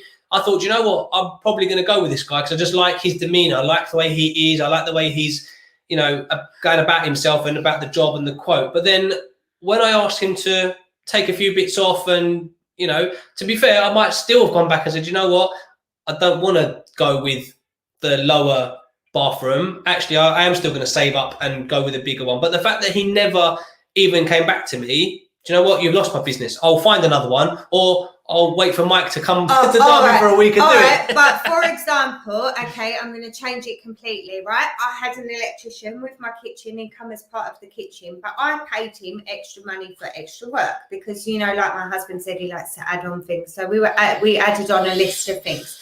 So when he first initially come, he knew what the kitchen entailed, and then the extra work that we'd asked him to do. He quoted us, no problem. I had his price, no problem. He was doing the work, and personally, I like the first few days that he came, I thought, okay, fine, he seems all right, but he was a bit moody, and I can get on with everyone, but I don't know, he changed from that first initial meeting. He wasn't the same guy that I met, if that makes sense. I was still polite, making teas, coffee. Every day he'd turn up at my house with a coffee for him and one of the builders. The rest of the builders were ignored. I was ignored. It's my own home and I was ignored. And that's it. I thought, okay, well, that must be their little thing. Wait, before I lose my track. I thought, okay, that must be their little friend thing. They were mates, maybe. I don't know. But I tried not to let it get to me. One day, my husband went to work. He was polite to me until my husband went to work.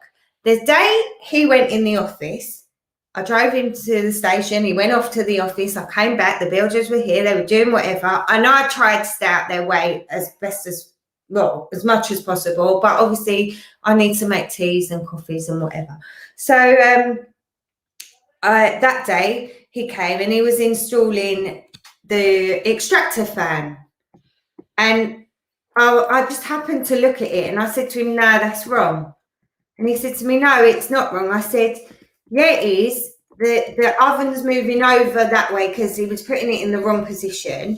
And he got extremely rude to me about the extractor fan. So I called in the main boss and I said to him, right, listen, he's saying this. Obviously, I was right. And my husband's OCD. So if he'd made that hole in the wall, my husband was going to kick off. So I was trying to prevent an argument. Anyway, I didn't like the way he spoke to me that day. He comes home, I told him, oh, this happened. And I didn't like the way he spoke to me. I just thought it was really rude. He's in my house and I'm paying you. So why are you being that rude to me? I'm not a rude person. So I found it really challenging. But then at the same point, I thought, oh, maybe he's having an off day. Okay, no problem. Anyway, comes to the end of the job now, and he has to put up my dining room light. And George was here, and he put it up. And he left, and I thought, okay, great. He had like a couple more bits to do in the kitchen the next time he came, but the dining room's done. After he left, we noticed that the light wasn't in center, like it needed to instead of the window. So if you imagine there's 3 windows, okay, we lined it up from this side of the kitchen, but not looking from the living room, so it wasn't in the middle of the 3 windows. So it looked really odd, and it was bugging you, wasn't it, for at least 4 days. Now, bearing in mind, he was coming back, so we didn't bother to text him or anything. We just sort of knew he was going to come back. So when he come back, I said to him, oh, while you're here, do you mind moving the light over a bit? Because actually we noticed after you left that the light... We're talking 2 or 3 inches to move over to the left. Yeah, the light's in the wrong place. When I tell you, he was so rude to me that I literally said to him, get out of my house. I really wanted him to leave. His actual response was, well, I haven't got time to do it today. I've just come here to do this one little bit and then I'll have to come back again. But that'll be a separate call-out charge. And I was like, whoa, hang on a minute. I've paid you a lot of money to do all this work. And one, you've been extremely rude to my wife for the last 2 weeks since you messed up and put the extractor fan bit in the wrong bit of the wall. So you're going to leave after you've done it, or by all means, don't do it, leave, and I won't pay you. Because again, it's about respect. It's about, you're in my home. I'm paying you to do a job. You're not doing it for charity. I'm paying you to do a job. Now, you as the electrician, you're the expert. You asked me, is it center from the kitchen? And I lined it up and I said, yeah, it looks about right. That's fine. But you didn't say, okay, now go and have a look from the living room, or actually, fine, well, as an electrician, I'm going to move it over slightly so that it's in the middle of these 3 windows, just so you know. So I'm relying on you, the expert, to tell me where it should be. Now I've pulled you up on it. Don't turn around to me and say, oh, sorry, I'm going to have to come back and you're going to pay for it. No, mate, it didn't happen. So he was just really rude, and to the point that I would never use him again. I would never recommend him. I just think, wow, how do people like that earn a living? Because George says, my favourite topic. I don't know if he means just generally getting things off your chest or just cowboy builders or, cowboy workmen or whatever it means. But George, let us know what it is specifically if you've got any stories to share as well. But Lenny says, I love when people boast money ain't an issue to us. You give them the price and they say, can you do anything better?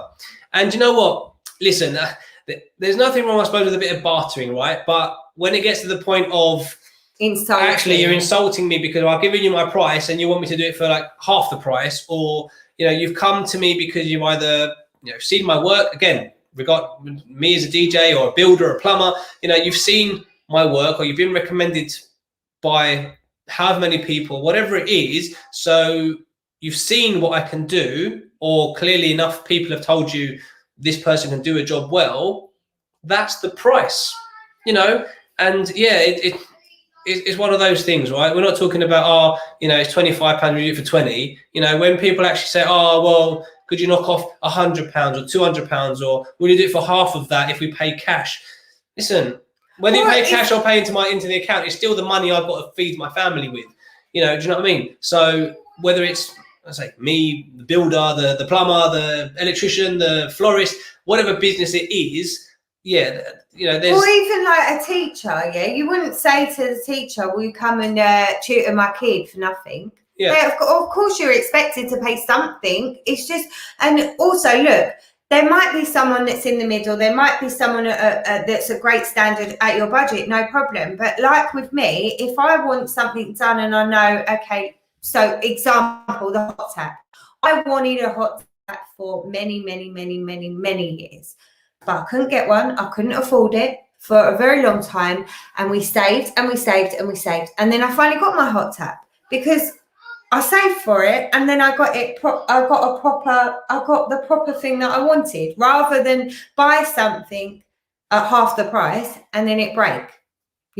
Because I've done that before. I've bought things that are cheap and then I think, oh, why did I just waste that £5? Because actually, if I'd just spent this £10 instead of the £5, it would have lasted.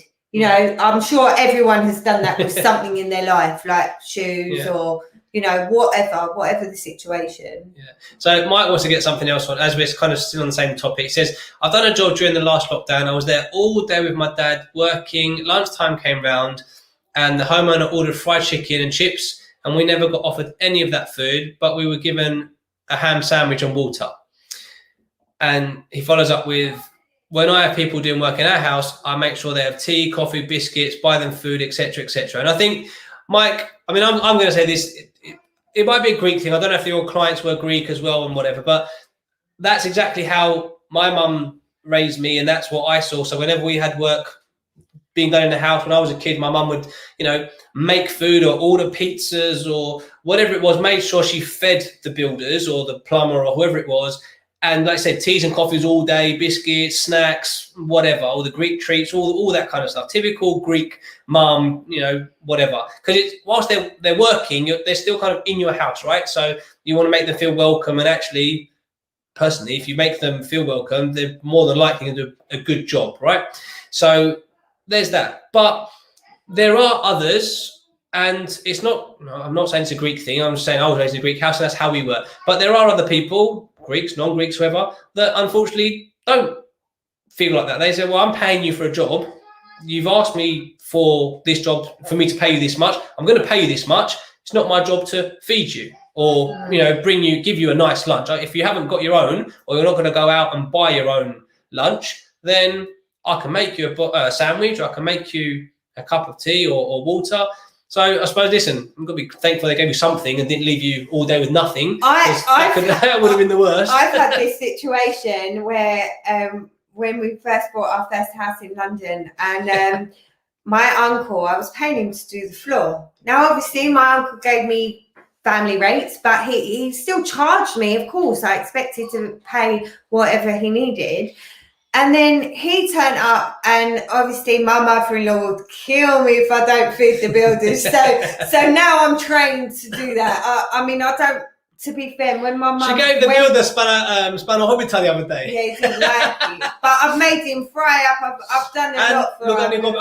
Forgot Lugani Gobites. She made Lugani Gobites as well, and he loved them. Yeah, he yammed them. He had like 5 of them in like 5 seconds with his cup of tea. So, yeah, the builder that comes is doing this studio, he's been fed all sorts while he's been here. He's part of the family, now. He knows the kids. That's it. It's true. He sat down and had fry up with us, all the trimmings, everything. To be honest, I don't remember my mum having many workmen in our house when we were little. That's because your brothers do it all. Yeah, my brothers do it all, and my mum does it. So I can't judge on how my mum would have been So I'm trying to use her as an That's it. example. I don't know if my mum would have been a feeder or not.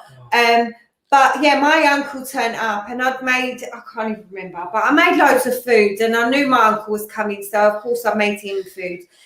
And he got out a sandwich. Yeah. And I said to him, What are you doing? what are you doing? I made you food. Are you hungry? Yeah, I'll warm your food up. And then he goes to me, no, you don't have to feed me. Your auntie's made me a lunch. And I said, no, but I can't not feed you. Well, that's it. You've been trained now. I've been trained to be a feeder.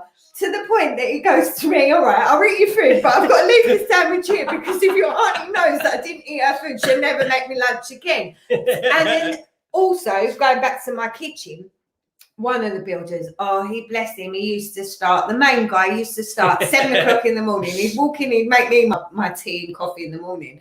Because I'm still in my pajamas, so he's going to make me my coffee. I'm not serving you. But he'd make me tea and coffee while I'm ironing or whatever. And bless him, he didn't have to do that in my house. I should be doing that for him. And don't get me wrong, I did. But he wouldn't eat. I offered food. Yeah. He would not touch it. He did tea and Coke. No biscuits, nothing. He wouldn't take a lunch break. And he said one of the reasons is when he goes home from work, he has his food and then he has his little food coma. If he had that at work, he would lose concentration and he wouldn't eat. So I guess it's nice to be offered something, but I don't think that you should expect. Good, we can paint, so we'll come and do some painting things and painting because she had builders in the house and she made fillet steak and chips. We'll come look at how I can. I've done great painting. Beautifully painted walls. We've got loads of experience painting. So whenever you do anything painted, let us know because we'll definitely be up for some fillet chips. And look at this.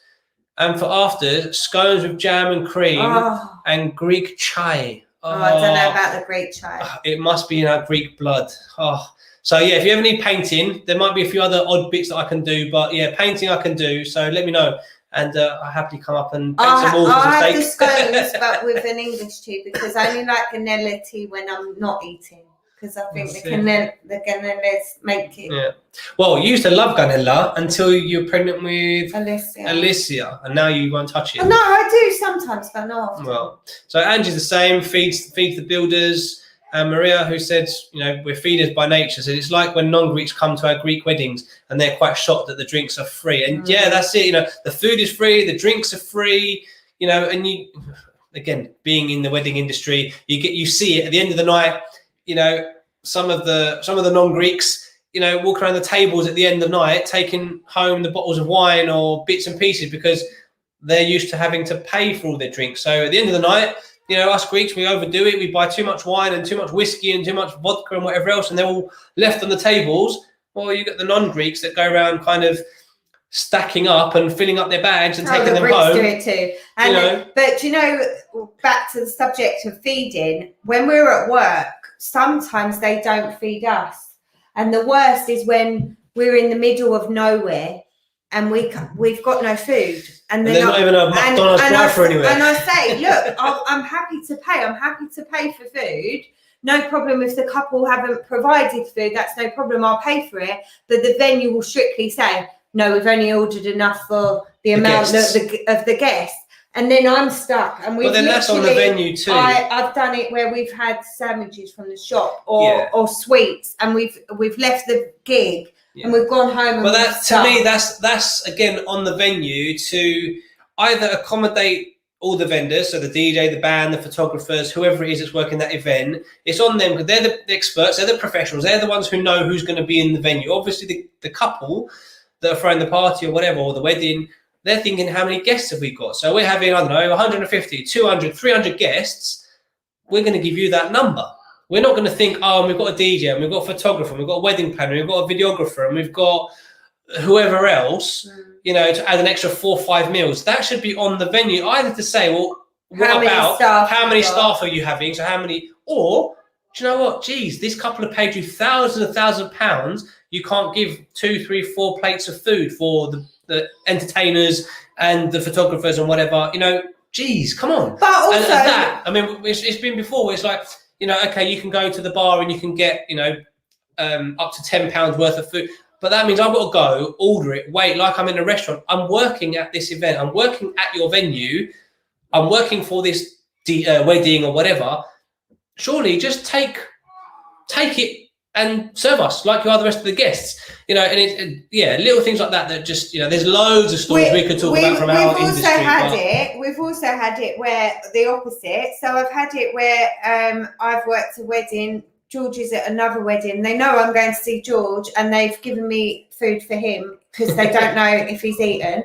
And now I've had it where he's been at work, and then I've come to meet him, and they've saved me this big curry goat, and they've kept it all. Do you remember those? I had about 4 sinins of rice and curry goat and so much stuff that they'd saved just for me because they knew I was coming. So we've had both. And I think just, you know, be grateful. The only thing I would say to Mike is try and be prepared and have something with you, because honestly, the amount of times I now make sure I've got food. Even if I'm going to get fed, I have food. Yeah, that's it. So we're remembering long for nearly 2 hours. So I don't know if today's been, well, not necessarily useful because we're not, you know, sharing any kind of great insights tonight. We're just kind of talking. So I just put this on charge for guys, just having a bit of a chit chat and, you know, moaning about a few things, just getting a few things off our chests as you are. But if there's anything else you want to get off your chest, get them in the comments before we wrap up the show. But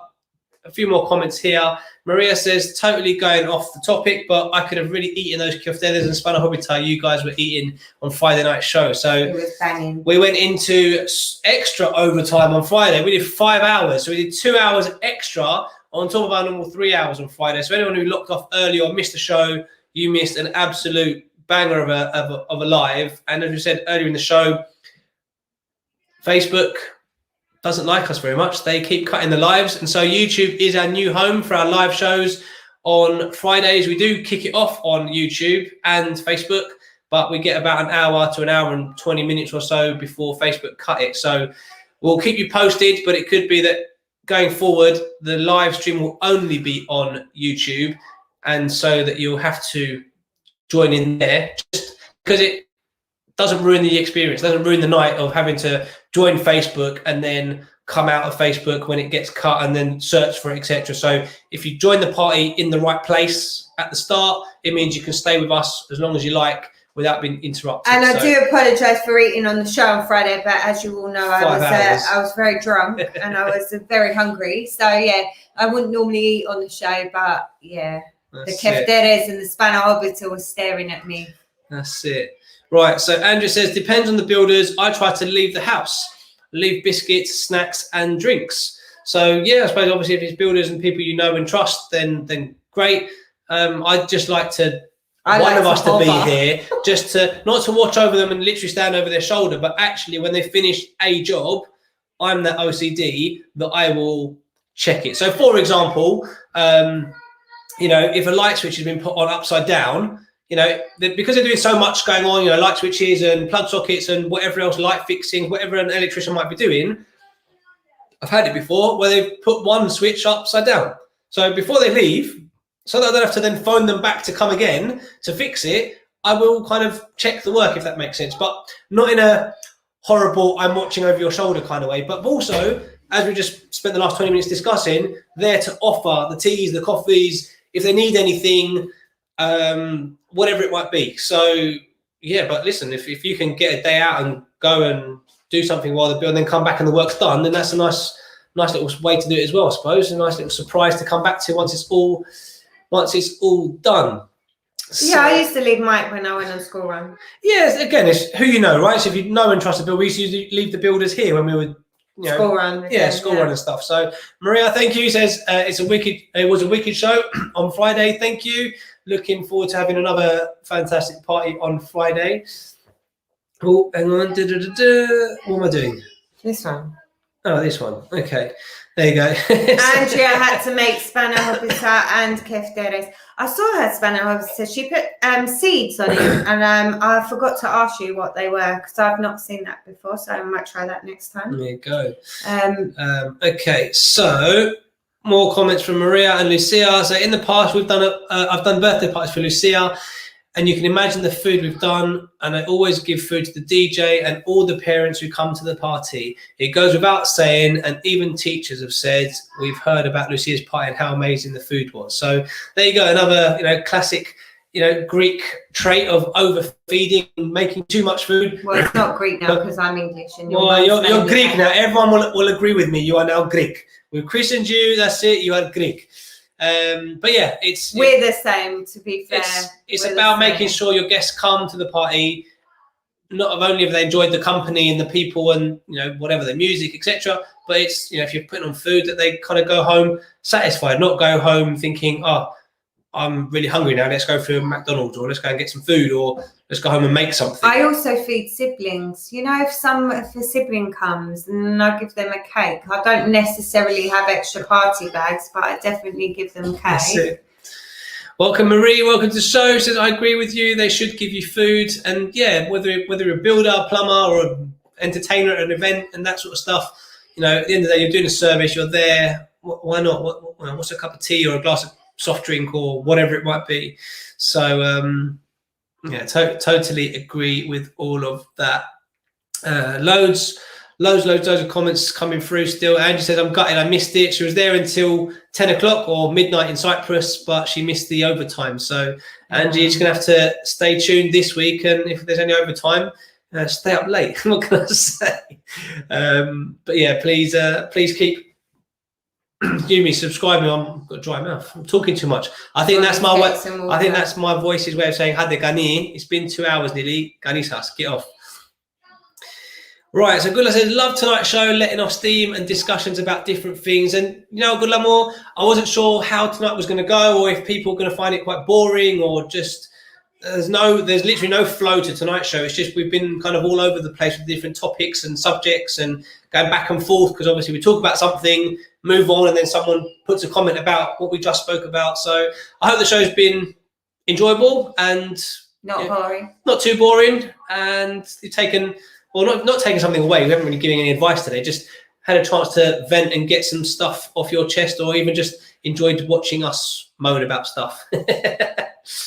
So Maria Augusti says, I missed it too. 5 hours this Friday, please. I think that's it. We're going to start getting people requesting longer and longer shows, especially people that missed it. I don't know if I could do it again, because Alicia had to sleep with Mummy on Friday because I didn't put her to bed early. So she then slept with Mummy because... because she wanted her cuddles. That's because I left her longer. That's it. So Mike's saying, from the Beninging on YouTube. And that's it. So we will be live on YouTube. I think I've just said it and you might have missed it, but we are live on Facebook and on YouTube. But going forward, it looks as though YouTube will be the place for our Friday night parties, because that's where we can go live for the full 3, 4 or 5 hours uninterrupted. So please make sure you subscribe to the channel, set your notifications, and don't miss a thing. All right, so Blondie keeps pointing at this one. So yeah, because Eleni thinks that this is a good idea to do a topic of, like a cooking show. Listen, I can make the food, but you definitely don't want to be in the kitchen while I'm making it, because I get burnt and I argue, or I'm not very good in the kitchen in that sense. I don't know how I could compose myself. I ring my mother-in-law a lot, and I'm like, okay, that's it. How much do I need to put of this in? And so we have had a lot of people ask for a cook-along show, or just a cooking show, a recipe show, or something like that. So maybe we'll have to figure out how we're going to do it, because actually cooking in the kitchen might be a bit difficult, especially with the kids running around and everything else. But maybe we could share some recipes, or maybe we can get an actual expert at cooking to come along and maybe do something. But we'll have a think and see how we can make that interactive and interesting as well, rather than just hovering a camera over a oven. So right, Blondie, you are Greek, yeah? So stop trying to say you're not Greek. Mike agrees. Sambu, you are Greek now. So there you go. It's not Sambu. Let's go back to Samyodisa. I like Samyodisa, okay? I'm not changing my name from Samyodisa to Sambu, okay? Well, that's it. He's trying to keep it. He's trying to keep it the Bambo. I know, but that's him. He's Bambo, and you're the thing. Right. So a few more comments to get through. Lucia says, last year's birthday for me was my favourite, even though it was in lockdown. my mummy does the best birthday parties for Oh, Lucia. That's really cute. And that's well done to you, Maria. Well done, mummy, for making an extra special birthday even during lockdown.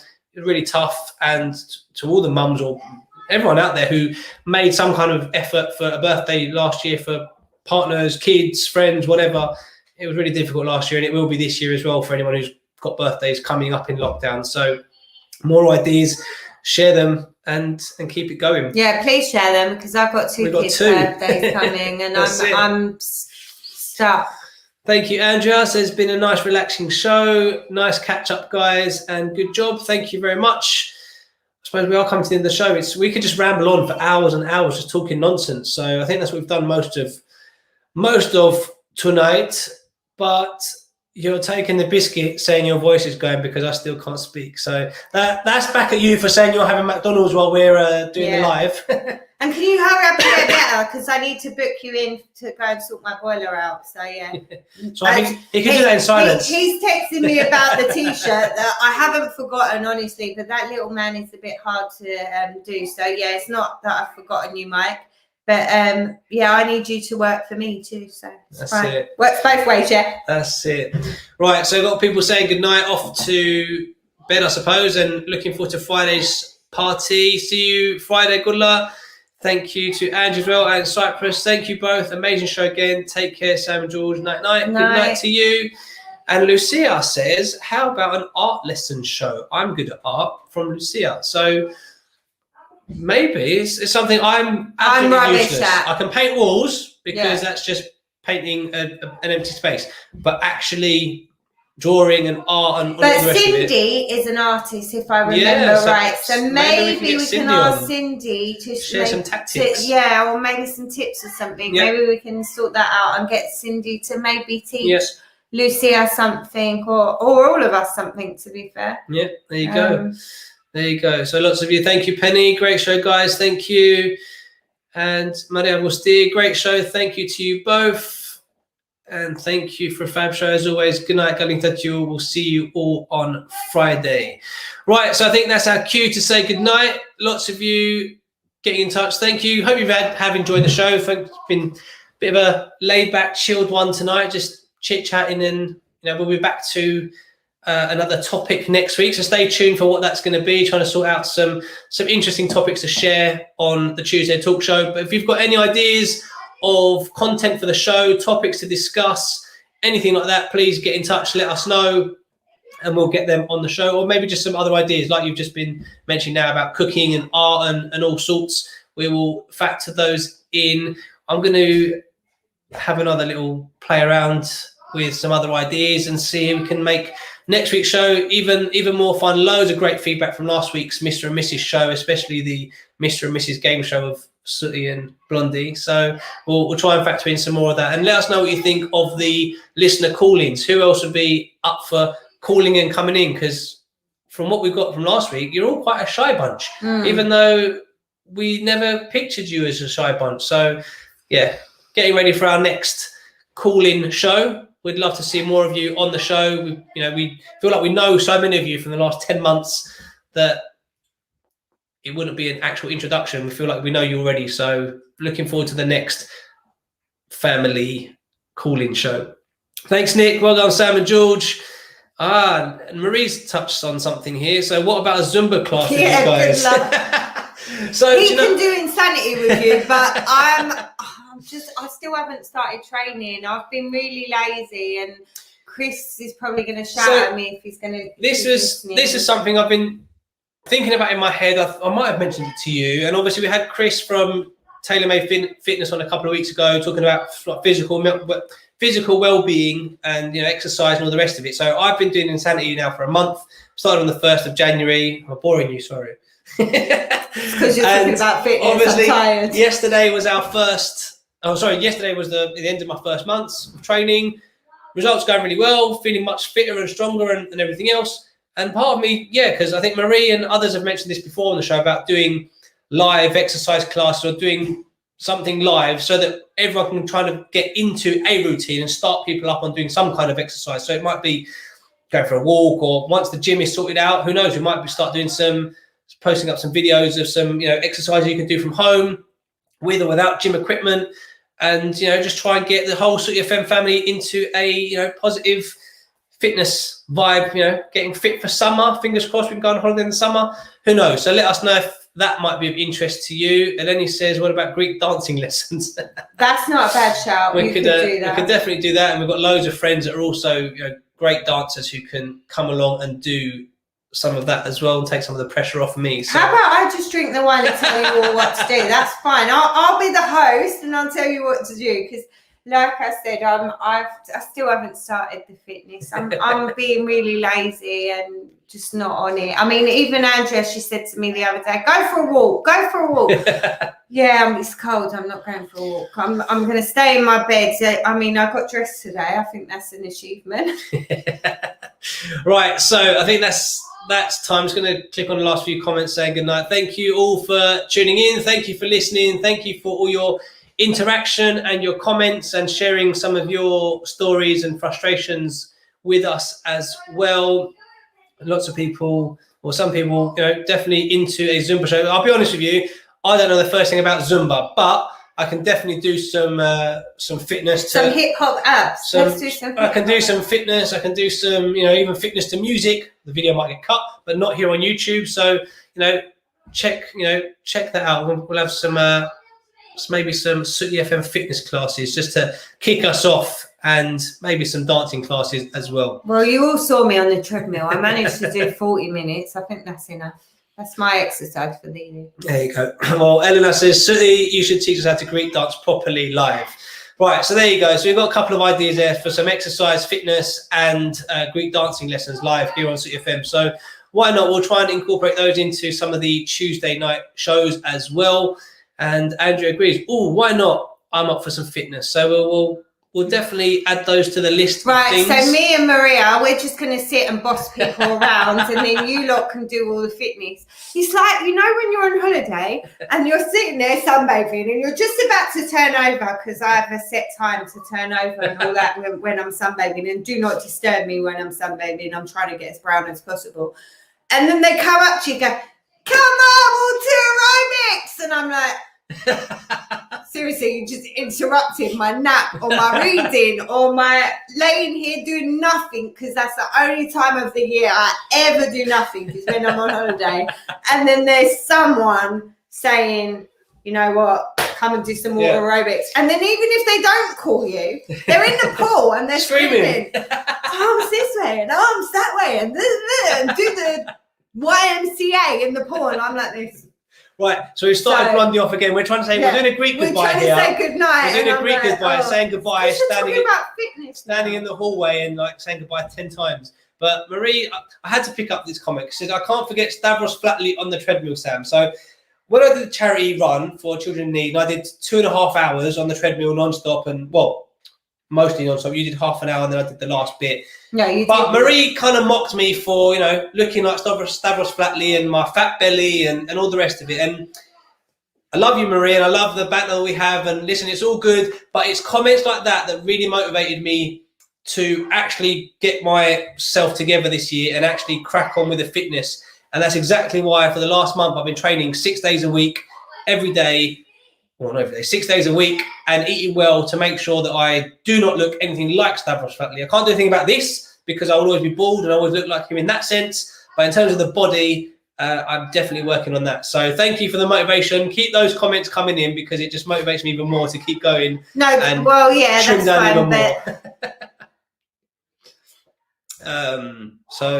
It's all good. And Mike's asking me if I'm like a roast dinner where you have to turn around. Well, yeah, that's true. You have to make sure that you get all the right thing, and especially like put the arms this way and that way, and that's fine. I'll move when I've got to move for sunbathing, but I'm not moving in no pool. The pool is cold. I don't care. We have to be in boiling hot heat for me. So hang on. Are we carrying on because we say goodbye 3 times and we're still going? It's because they keep adding comments. I'm sorry. Right. So I'm going back to George. I'm picking up on George's comment because George is out working, so he only gets to message when he gets to stop for 2 minutes. So even though we moved on from the builders conversation, he said he didn't let a bloke leave the house until he did the job properly once. He blocked his vehicle in with his car. And you know what, mate? I would have done exactly the same thing. That electrician, like I said, I didn't block him in. I didn't block him in, but the fact that he wouldn't move the light fixing 2 inches to the left to make it in line with the windows and make it, correct. I said, that's fine, mate. You don't want to do it now? Fine. Leave.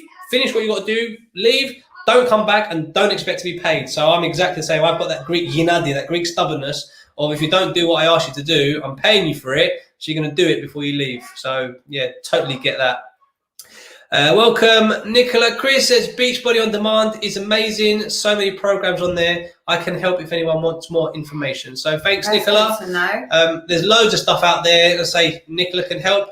We had Chris from TaylorMade Fitness on a couple of weeks ago talking about it, and subscribe to his channel as well. But yeah, there's loads of stuff we can do, and yeah, why not? Let's sort out a Sooty FM fitness class just to get people in the mood. If that's the kickstart you need to get you going, then why not?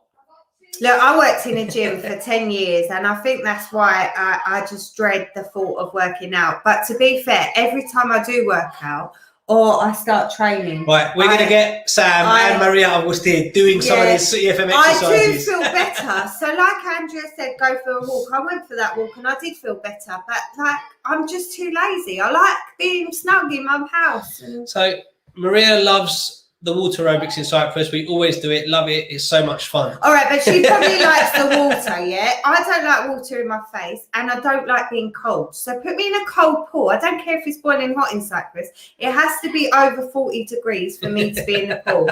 And 9 times out of 10, the only time I'm in the water is in the scorching heat in August. Otherwise, forget it. I'm not going in that water. Yeah. And even the kids, they're like, "Mummy, come and play." I'm like, "No." She's the typical boring adult that just sunbathes all day and just might build a sandcastle, and I'm the one that goes in the water, in the sea. Yeah, I'm saying you'll build a sandcastle because it's not in the water. Yeah, anything that makes me cold, I'm not doing it. But then if it's really hot, like in August, when it's really hot, then I will be in the pool. But I don't go in the pool until about 2 o'clock because by that point it's heated up all day. Yeah, so I have my time.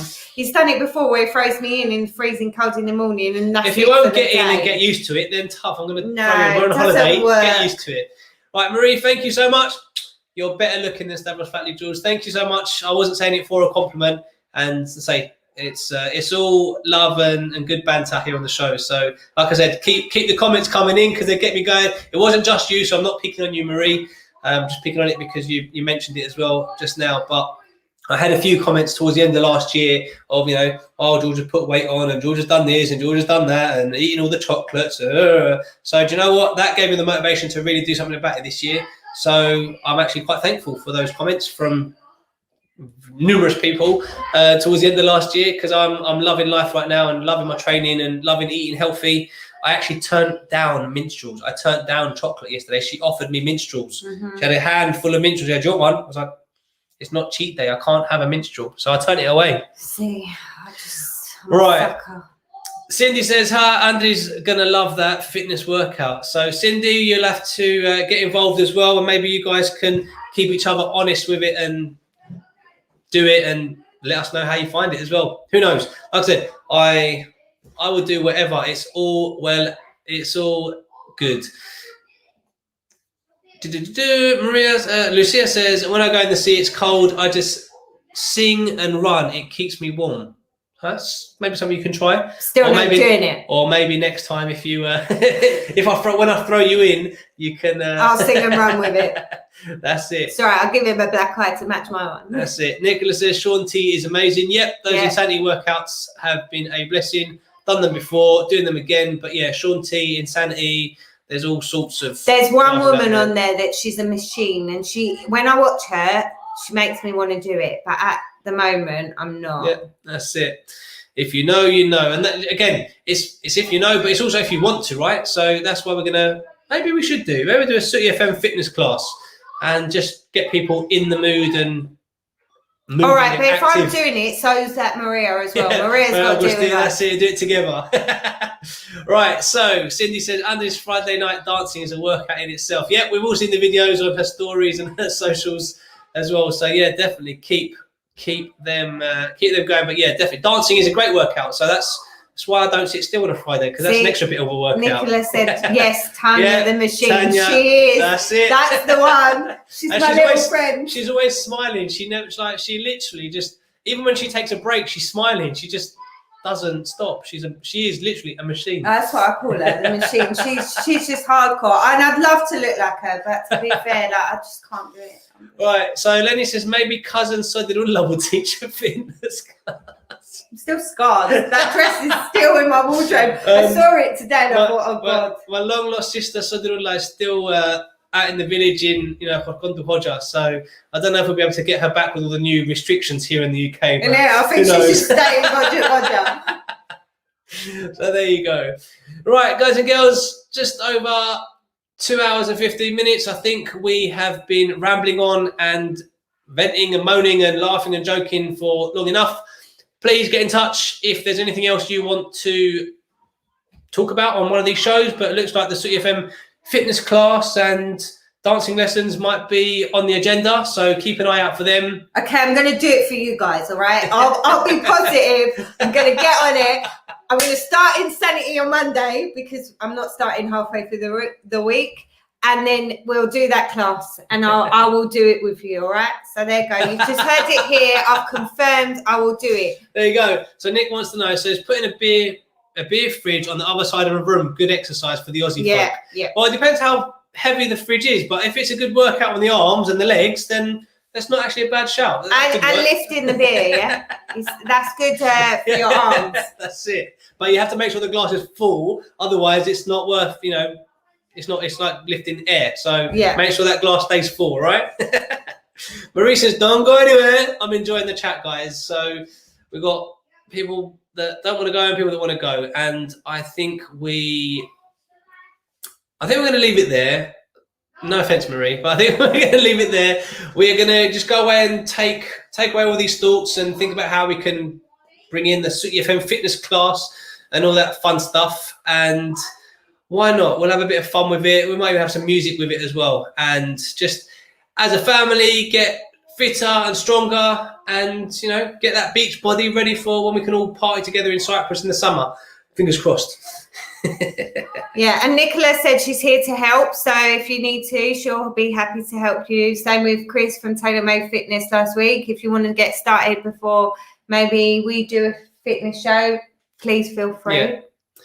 Yeah, we'll have a think about whether we do one a week or maybe just a short little clip each day just to get you going. Does housework count? Can I count my housework as fitness? Especially when I'm scrubbing the tiles. Yeah, maybe. That's it. There you go.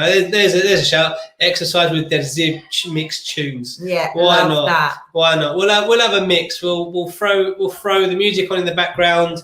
But again, just a very last reminder about the videos and the lives on Facebook. I know lots of you are still watching through Facebook. Our Friday night parties will be on YouTube, as we've been having lots of problems with Facebook blocking and cutting the video, cutting it short as well. So we only get about an hour or so live on Facebook. So join us on the YouTube channel on Friday from 7 o'clock, uninterrupted for at least 3 hours. And stay tuned for more information, more notifications. Obviously, the Facebook page is still there for us to do posts and share other bits and pieces. But as far as the Friday night parties live, they will be streamed on YouTube going forward so that we can have more interaction on the channel and also so that your viewing is uninterrupted by Facebook cutting it. So make sure you subscribe to that channel, Sooty FM. Make sure you like this video. Check out the other videos as well on the YouTube channel.